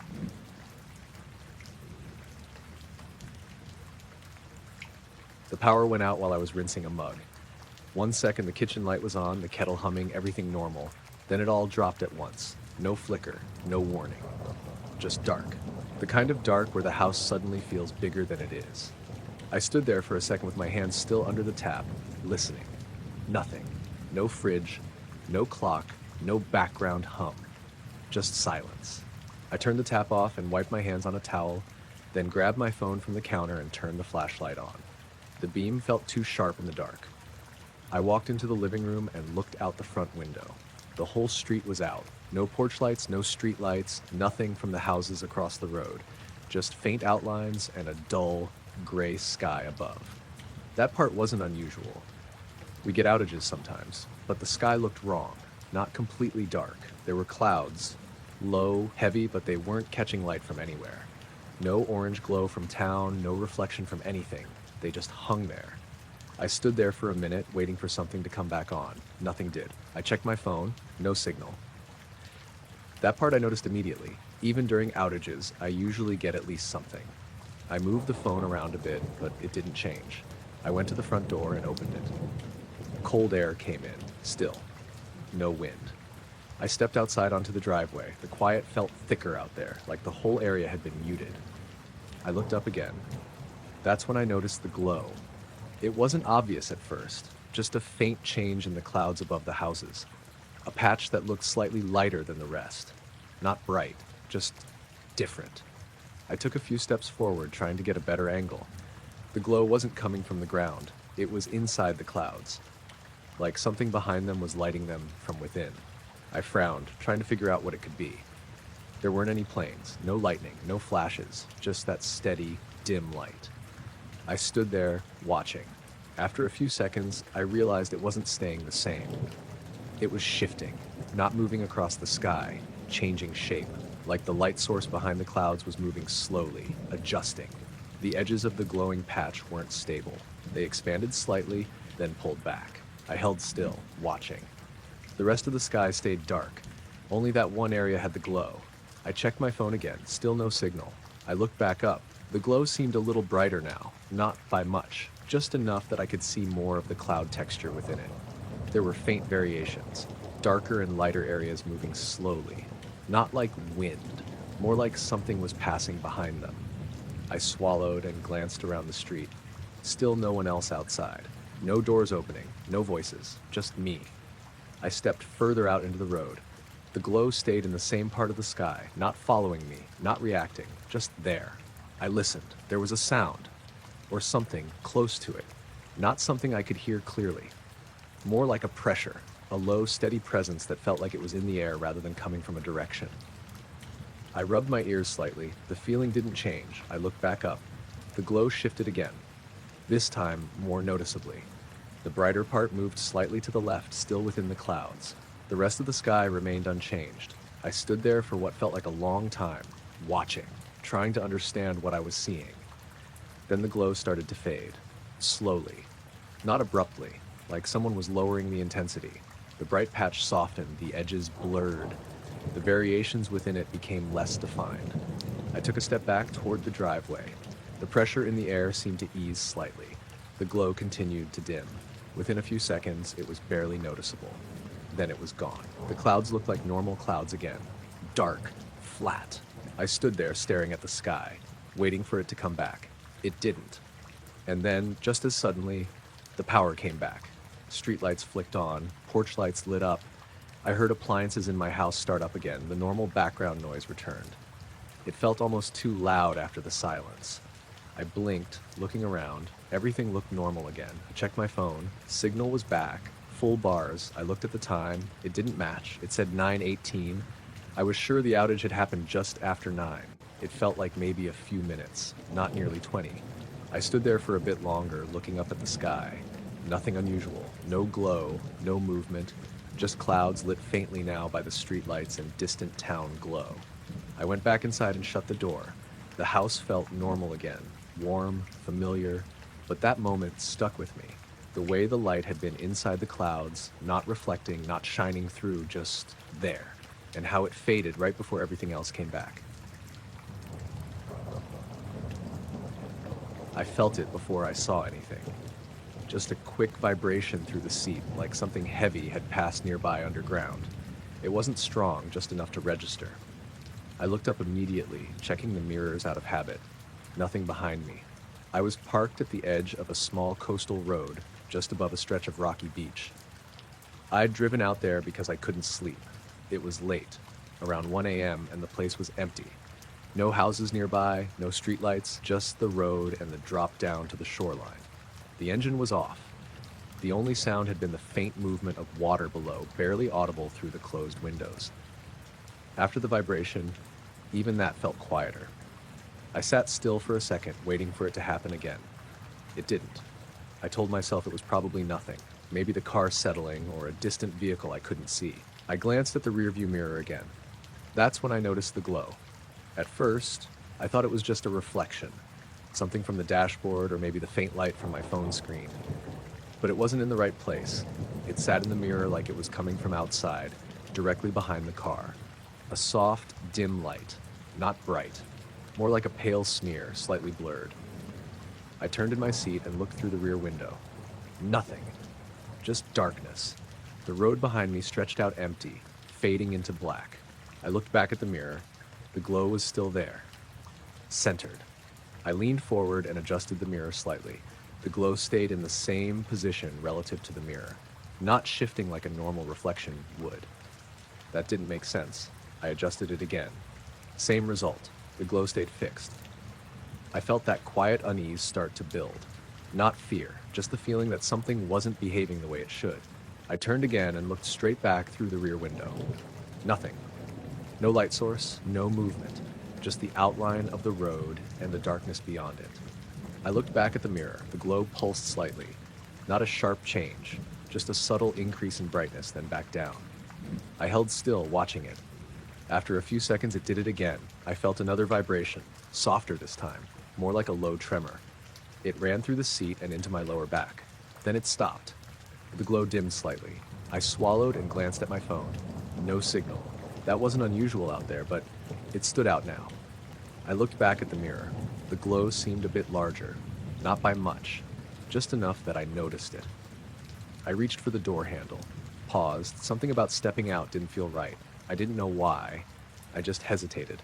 Instead, I rolled the window down a few inches. Cold air came in. No sound, no hum, no movement. Nothing to match what I was seeing. I looked at the mirror again. The glow pulsed, stronger this time, and with it came that pressure. Not just in the seat, in my ears. A low, steady pressure like altitude change. I rubbed my jaw slightly, trying to clear it. It didn't go away. I turned again and looked through the rear window. Still nothing. No light, no source, just empty darkness. I looked back at the mirror. The glow was still there, and it didn't feel like it was reflecting something anymore. It felt like it was in the mirror. I adjusted it one more time. The glow stayed centered, perfectly fixed. I felt my breathing slow down without meaning to. Everything inside the car felt quieter. Even the faint ticking of the engine cooling seemed to fade. The glow pulsed again, and the vibration returned. Stronger. A steady, low tremor that lasted a couple of seconds, then stopped. The glow began to fade, not quickly, slowly, like it was moving further away. The edges softened, the brightness reduced, until it was barely visible. Then it was gone. I stared at the mirror. Nothing. Just the dark road behind me. I turned and looked through the rear window again. Still nothing. No movement. No light. I checked my phone. The signal came back. full bars. I looked at the time. It didn't make sense.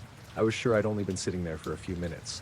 The phone said nearly 20 had passed. I sat there for a bit longer, not moving, waiting to see if anything else would happen. Nothing did. Eventually, I started the engine. The sound felt too loud at first, like it broke whatever quiet had been there. I pulled away slowly, checking the mirrors more than usual. The rear view showed nothing but the empty road. When I got back home, I parked in my driveway and sat there for a moment. I adjusted the mirror again. It felt slightly off.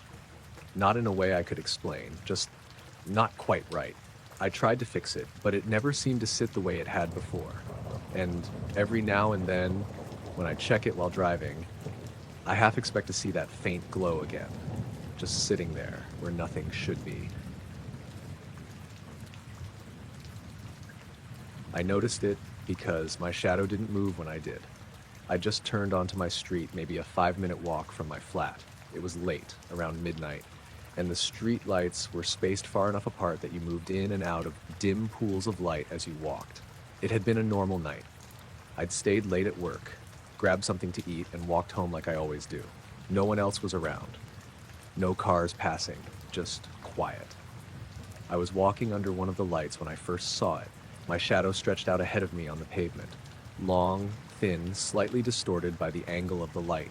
Normal. Then I took a step forward, and it didn't. Not right away. It stayed where it was for a fraction of a second, then slid forward to catch up. I stopped, looked down at it. It looked normal again. I shifted my weight slightly. The shadow moved with me. No delay.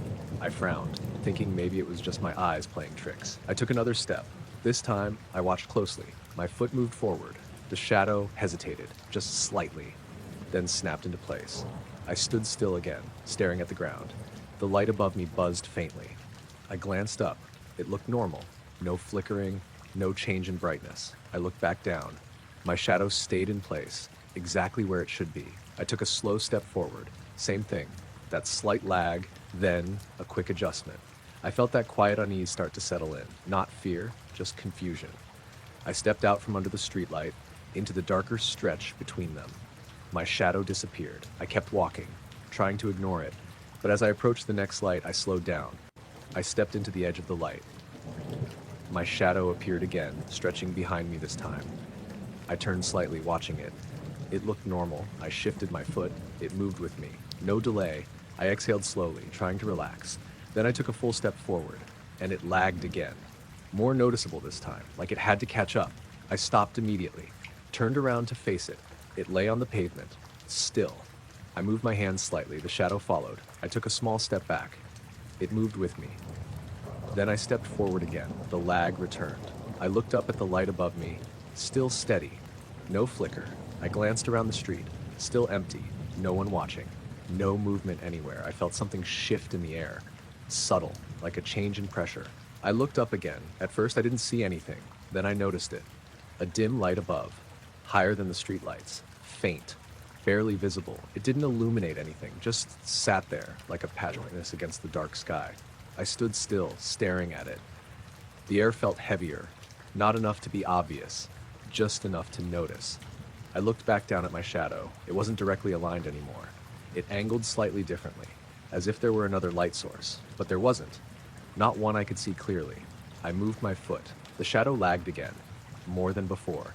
It stayed where it was for a beat, then snapped forward. I looked back up. The dim light above seemed to shift slightly, not across the sky, just adjusting, like it had tilted.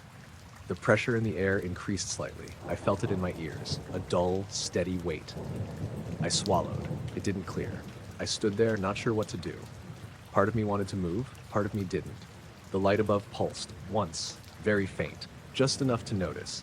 At the same time, my shadow stretched further than it should have, longer, distorted. Then it snapped back to normal. I flinched slightly, looked down. The shadow was back in place, perfectly aligned. I looked up again. The light was fading, slowly, like it was dimming itself. The pressure in my ears eased, gradually. The air felt lighter. Within a few seconds, the light was gone. The sky looked normal again. Dark, empty. I stood there for a moment longer. Then I took a step forward. My shadow moved with me. No delay. I took another step, normal. I walked the rest of the way home without stopping, checking my shadow every few steps. It stayed consistent. No lag, no distortion. When I reached my building, I paused under the entrance light, looked down. My shadow looked exactly as it should. I moved my foot. It followed immediately. I stood there for a second, then went inside. Later that night, I kept thinking about it, the way it had hesitated, like it wasn't fully connected, and how it snapped back into place, right when that light above faded out. I didn't think anything of it until Martin mentioned it. He caught me out front while I was putting the bins out, just a normal morning, nothing unusual. He lives 2 houses down, older guy, always up early. He asked, "You all right last night?" I said, "Yeah, why?" He hesitated for a second and said he'd seen lights over my house, not like headlights or anything normal, just hovering. I laughed it off at first, thinking maybe he'd seen a drone or something. He shook his head, said they weren't moving like that, said they stayed still for a bit, then shifted slightly, then just weren't there anymore. I asked him what time. He said sometime after midnight. That's when I paused. I'd been home. I'd gone to bed around 11:30. I don't remember waking up at all. I asked him how long they were there. He said maybe a minute. Then he shrugged it off like it wasn't a big deal and went back inside. I stood there for a second, thinking about it. Then I remembered the camera. I've got one pointed at the front of the house. Nothing fancy, just a basic security cam that records overnight. I went back inside and pulled up the footage on my phone. Scrolled back to around midnight. Everything looked normal. The street was empty. Occasional flicker from distant lights, nothing unusual. I kept scrolling. Then I saw it. A flicker. Not like a light turning on, more like the entire frame glitched. I paused it, rewound, played it again. The image jumped, just for a second. Then it resumed like nothing had happened. I checked the timestamp. There was a gap, not huge. A few seconds missing. I leaned closer to the screen, played it frame by frame. The frame before the glitch was normal. The next frame wasn't. It was distorted, not completely blank, but warped. The image looked stretched, like parts of it had been pulled in different directions. There were faint bright areas in it, not defined, just patches. Then it snapped back to normal. I felt that quiet unease settle in. I scrubbed back again, watched it a few more times. Same result. Normal, distorted, normal, with a few seconds missing in between. I checked the rest of the footage. Everything before and after was fine. No other glitches, just that one moment. I got up and went to the front window, looked out. The street looked exactly like it always does. Nothing out of place. I went back to the footage. Zoomed in on the distorted frame. It broke apart a bit, pixelated, but those bright patches were still there. They didn't look like reflections. They didn't match any lights on the street. They were too irregular. I checked the timestamp again. 1:17 a.m. That was later than I expected. I was sure I'd gone to sleep earlier. I tried to think back. If I'd woken up at any point, heard anything, seen anything, nothing. I didn't remember anything unusual. I kept watching that section, over and over, trying to make sense of it. Then I noticed something else. Right before the glitch, the frame shifts slightly. Not enough to notice at first, but when I looked closely, the angle was off, like the camera had tilted. Just a fraction. Then the distortion hit. Then everything went back to normal. I checked the live feed. The camera looked stable, mounted exactly where it should be. I stepped outside and looked at it. It hadn't moved, still fixed in place. I went back inside, checked the footage again. Same thing. That slight shift, then the glitch, then normal. I sat there for a while just staring at it. Then I checked the time on my phone. It didn't line up. I'd been watching the footage for maybe 10 minutes. The clock said it had been closer to 30. I frowned, trying to figure out if I just lost track. I went back to the footage one more time, paused it on the distorted frame, stared at it. The bright patches weren't random. They seemed arranged, not in a clear pattern, but not scattered either, like something had been there, just not captured properly. I leaned back in my chair, looked away for a second, then back at the screen. The frame still looked the same, but something about it felt harder to focus on, like my eyes couldn't settle. I closed the app and locked my phone. Sat there in the quiet. The house felt normal, no sounds, no movement. Later that night, I checked the footage again. Same glitch, same missing seconds, nothing else. But when I looked out the window before going to bed, I found myself looking up. Not at the street, at the space above the house, where Martin said the lights had been. There was nothing there, just empty sky. But I couldn't shake the feeling that whatever caused that distortion hadn't been fully captured by the camera. I saw it just after the bend. That stretch of road runs through open moorland, no trees close to the roadside, just low grass and stone walls. It was late, maybe 1 a.m., and I'd taken the long way home after dropping off a coworker, Amina. There were no other cars out there, no streetlights, just my headlights and the road. I'd just come around a shallow bend when something caught the light. At first, I thought it was a sign. A reflective surface up ahead, something catching the beam for a split second. But it wasn't where a sign would be. It was too high. I slowed down slightly, squinting at it. The reflection came again, sharp, metallic. Not bright like a mirror, more like a dull sheen, like brushed steel catching the light at just the right angle. And it was definitely above the road, not by a little. High, higher than a lamppost would be if there had been one. I leaned forward, trying to focus. The road ahead was empty. No poles, no cables, nothing suspended above it. But the reflection was there. I saw it again, a quick glint, then nothing, then another, like something was turning slightly, just enough for the light to catch it. I slowed down more, down to maybe 30. My headlight stretched out ahead, but whatever that thing was, it only showed when the angle lined up. I rolled the window down a bit, cold air rushed in. No sound, no engine noise from anything else, no movement. Just the quiet of the road. I kept driving forward, eyes fixed on that spot above. The reflection happened again, this time longer. And I saw it, not clearly, just an outline, a shape, smooth, curved. No edges I could define. It didn't look like anything I recognized. It wasn't a drone, too big, and it wasn't moving like one. It just hung there. Still. I felt that quiet tension settle in, not fear, just the sense that I didn't understand what I was looking at. I kept the car moving slowly. The reflection came again, stronger. For a split second, the shape became more visible, like a flattened oval, not perfect. Slightly uneven. The surface looked metallic, but not shiny, more like it absorbed some of the light instead of reflecting it cleanly. Then it tilted, just slightly, like it had rotated a few degrees.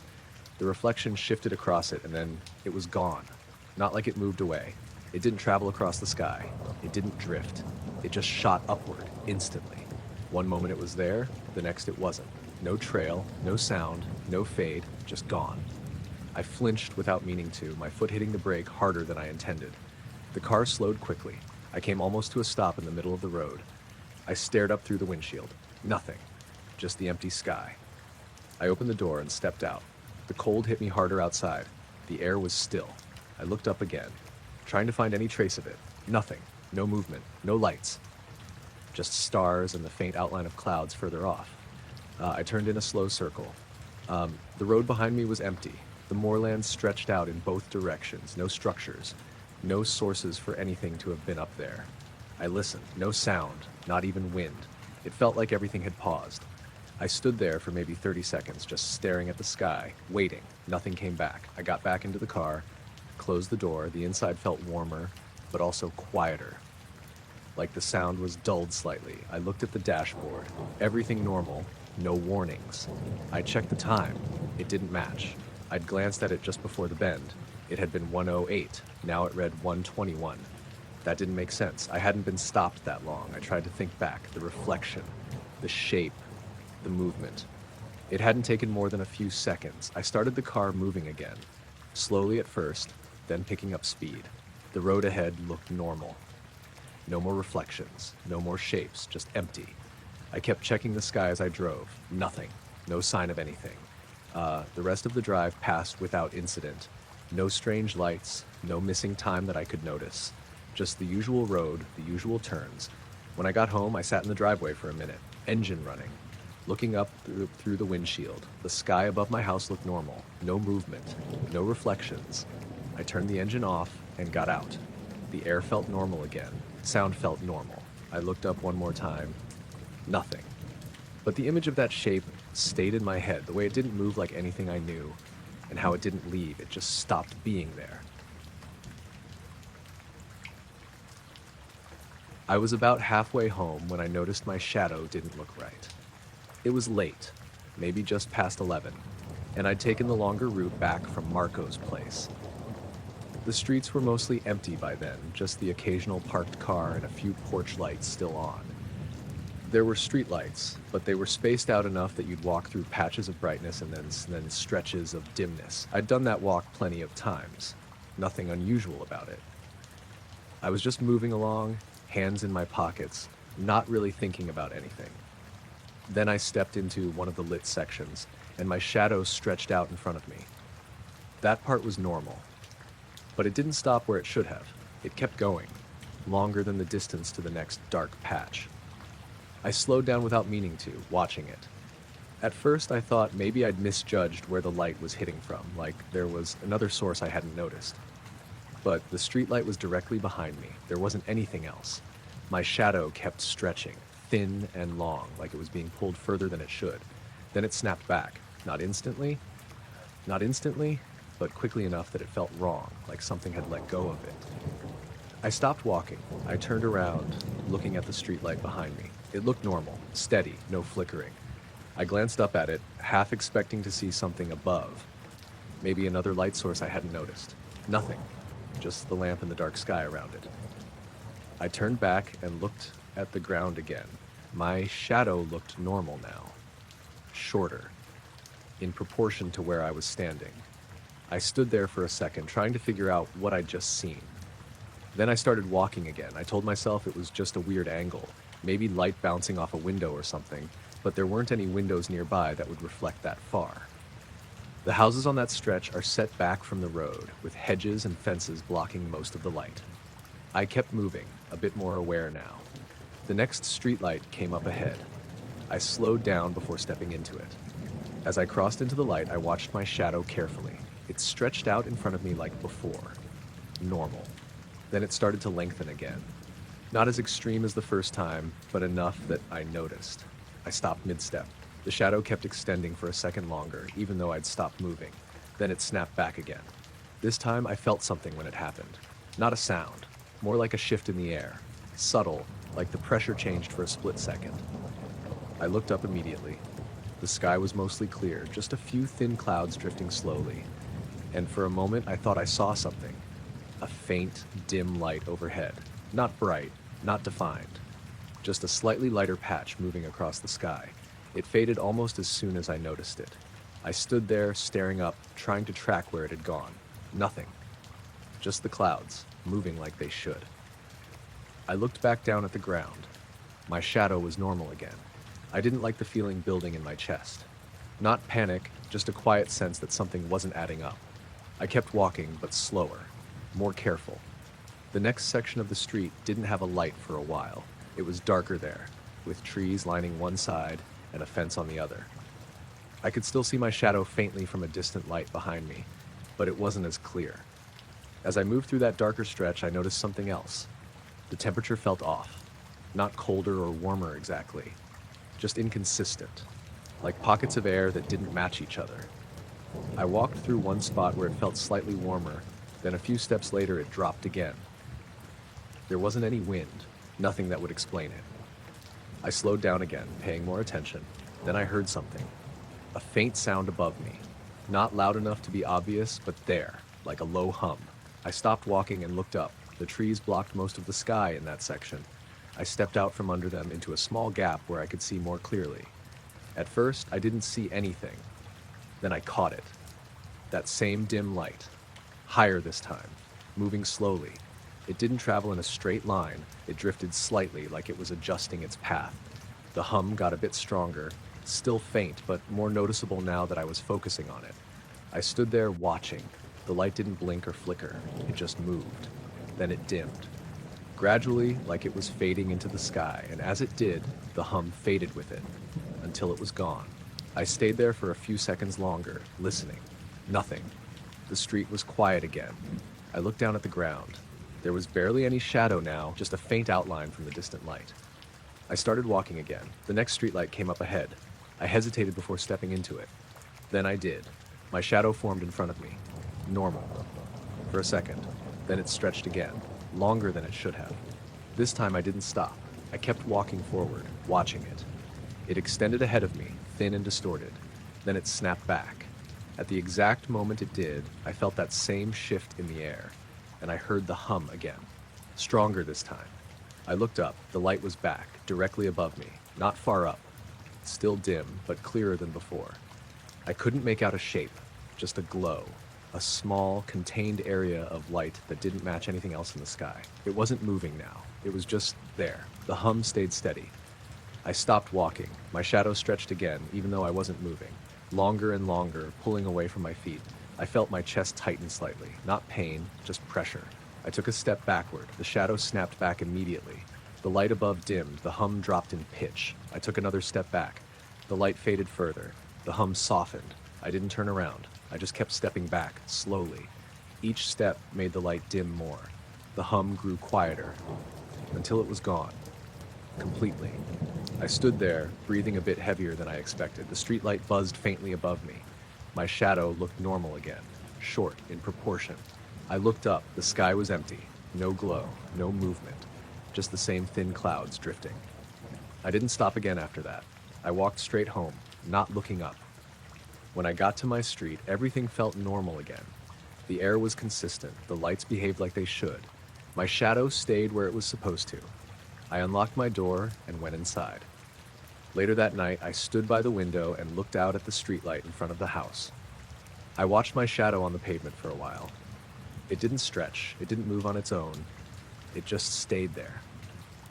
But every now and then, I caught myself looking up, expecting to see that faint light again, and wondering how something overhead could change something on the ground without leaving anything behind. I was sitting out on my porch just after sunset, the kind of slow, orange-pink dusk that spreads over the neighborhood in early September. It was one of those evenings where the air still felt warm, but had a dry edge, and a few kids were playing down the street. I'd been outside with my phone, mostly scrolling through some news, but I wasn't really paying attention. My dog, a lean, wiry mutt named Rufus, was lying beside me, his nose twitching in the breeze. I wasn't expecting anything weird to happen, just a normal evening winding down after a long day at the garage. But then I noticed this shape in the sky, almost directly above the trees lining my backyard. At first, I thought it was a drone, or maybe a small plane because it was moving slow and steady, but the shape didn't make sense. It was dark, kind of angular, and it wasn't blinking like an airplane's lights do. It also didn't have any navigation lights at all. I pulled out my phone to try and take a picture. I wasn't even sure why. I guess part of me thought I might be imagining things. The shape hovered there, silent, almost unmoving, just a little wobble here and there like it was hanging in place. I tapped the screen to open the camera, aimed it upward, and started snapping pictures. I took about 5 shots over the next minute or so, adjusting the focus a little. Rufus got up and started growling low, looking toward the woods beyond my yard. I thought maybe it was just a raccoon or something, but then the shape in the sky changed. It shifted from this dark, rigid-looking form to a more amorphous, almost liquid-like glow. It wasn't bright, just faintly shimmering like a weird kind of haze or heat shimmer. Then it started to pulse, like it was breathing light. That's when the hairs on my neck stood up and I felt this weird pressure in my chest. It wasn't fear exactly, more like intense confusion. I kept trying to take pictures, but the phone kept freezing for a second every time I tapped the shutter.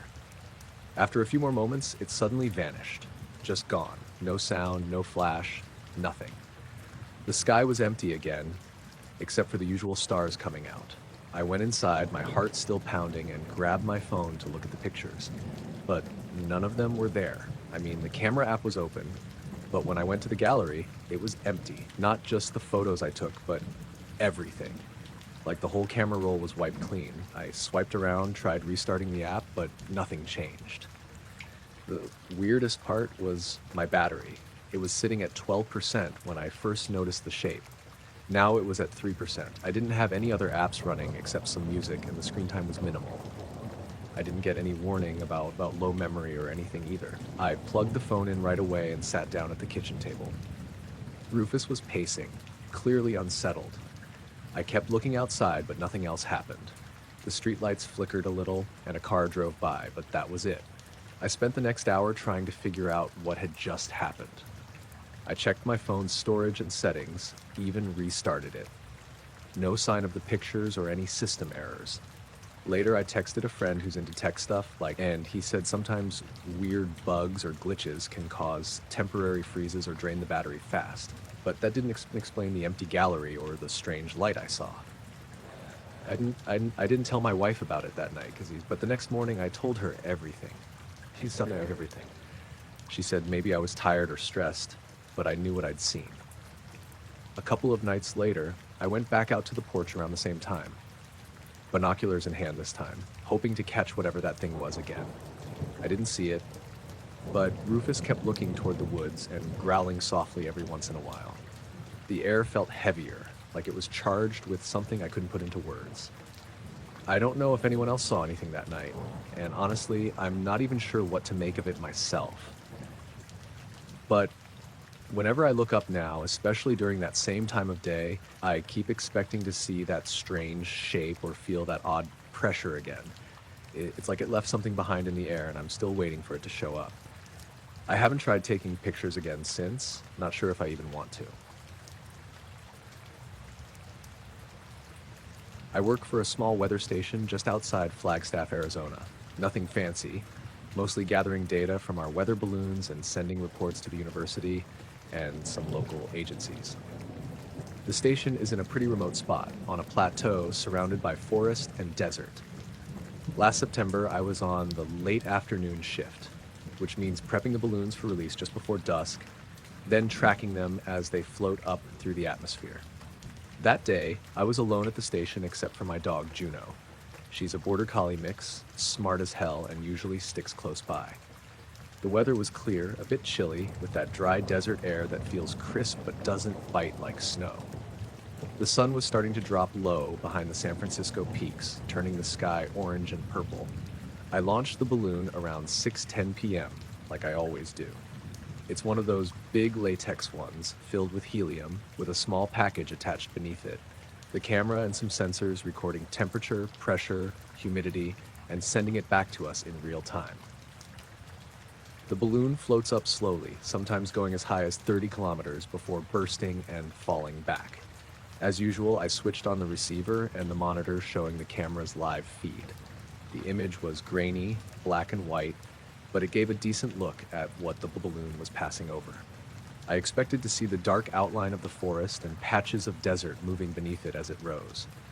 But then something caught my eye. At about 5,000 meters altitude, roughly 3 kilometers above the ground, there was this dark shape moving alongside the balloon, matching its altitude and speed almost perfectly. At first, I thought it was a bird, maybe a hawk or an eagle, since they sometimes fly high in those parts. But the shape didn't look right. It was too big, too solid looking, and it didn't flap wings or change direction erratically. It just paced the balloon, staying about 200 meters away horizontally, sliding along the same course. I kept watching. Juno sat nearby, eyes fixed on me, probably sensing my distraction. Minutes passed. 10 minutes. 15. The object never veered off. No change in altitude, no speed change. It just glided beside the balloon, moving steadily over the darkening landscape below. I called my supervisor Mark on the radio, told him what I was seeing, and asked if he could check from the other station a few miles east. He said he wasn't getting any signals or anything unusual on their equipment. I thought maybe it was just something that only showed up on the camera feed. At 20 minutes, the object suddenly accelerated straight up. It moved fast, faster than anything I'd seen in the sky around there. The balloon camera's view went fuzzy as the distance grew. The object disappeared into the upper atmosphere in seconds, too quickly to track beyond a certain point. The balloon kept rising until it popped as expected, and I watched the sensors report data all the way to the burst. Nothing else showed up on the feed after the object vanished. That night, back at the station, I downloaded all the footage and data. When I replayed the video on my laptop, the object was there, pacing right alongside the balloon, clearly visible as a dark oval shape against the sky. No wings, no lights, just moving smoothly. But the weird thing is, the GPS data from the balloon didn't show any disturbances. Nothing on radar scans from nearby stations. I ran the data through every filter and software we have, and nothing explained it. I showed the video to Mark the next day. He shrugged and said maybe it was a rare weather phenomenon, a trick of light or shadow, but neither of us could find a solid explanation. Since then, I've watched every balloon launch closely, hoping to catch something similar. Nothing. Just the usual slow rise, pop, and data dump.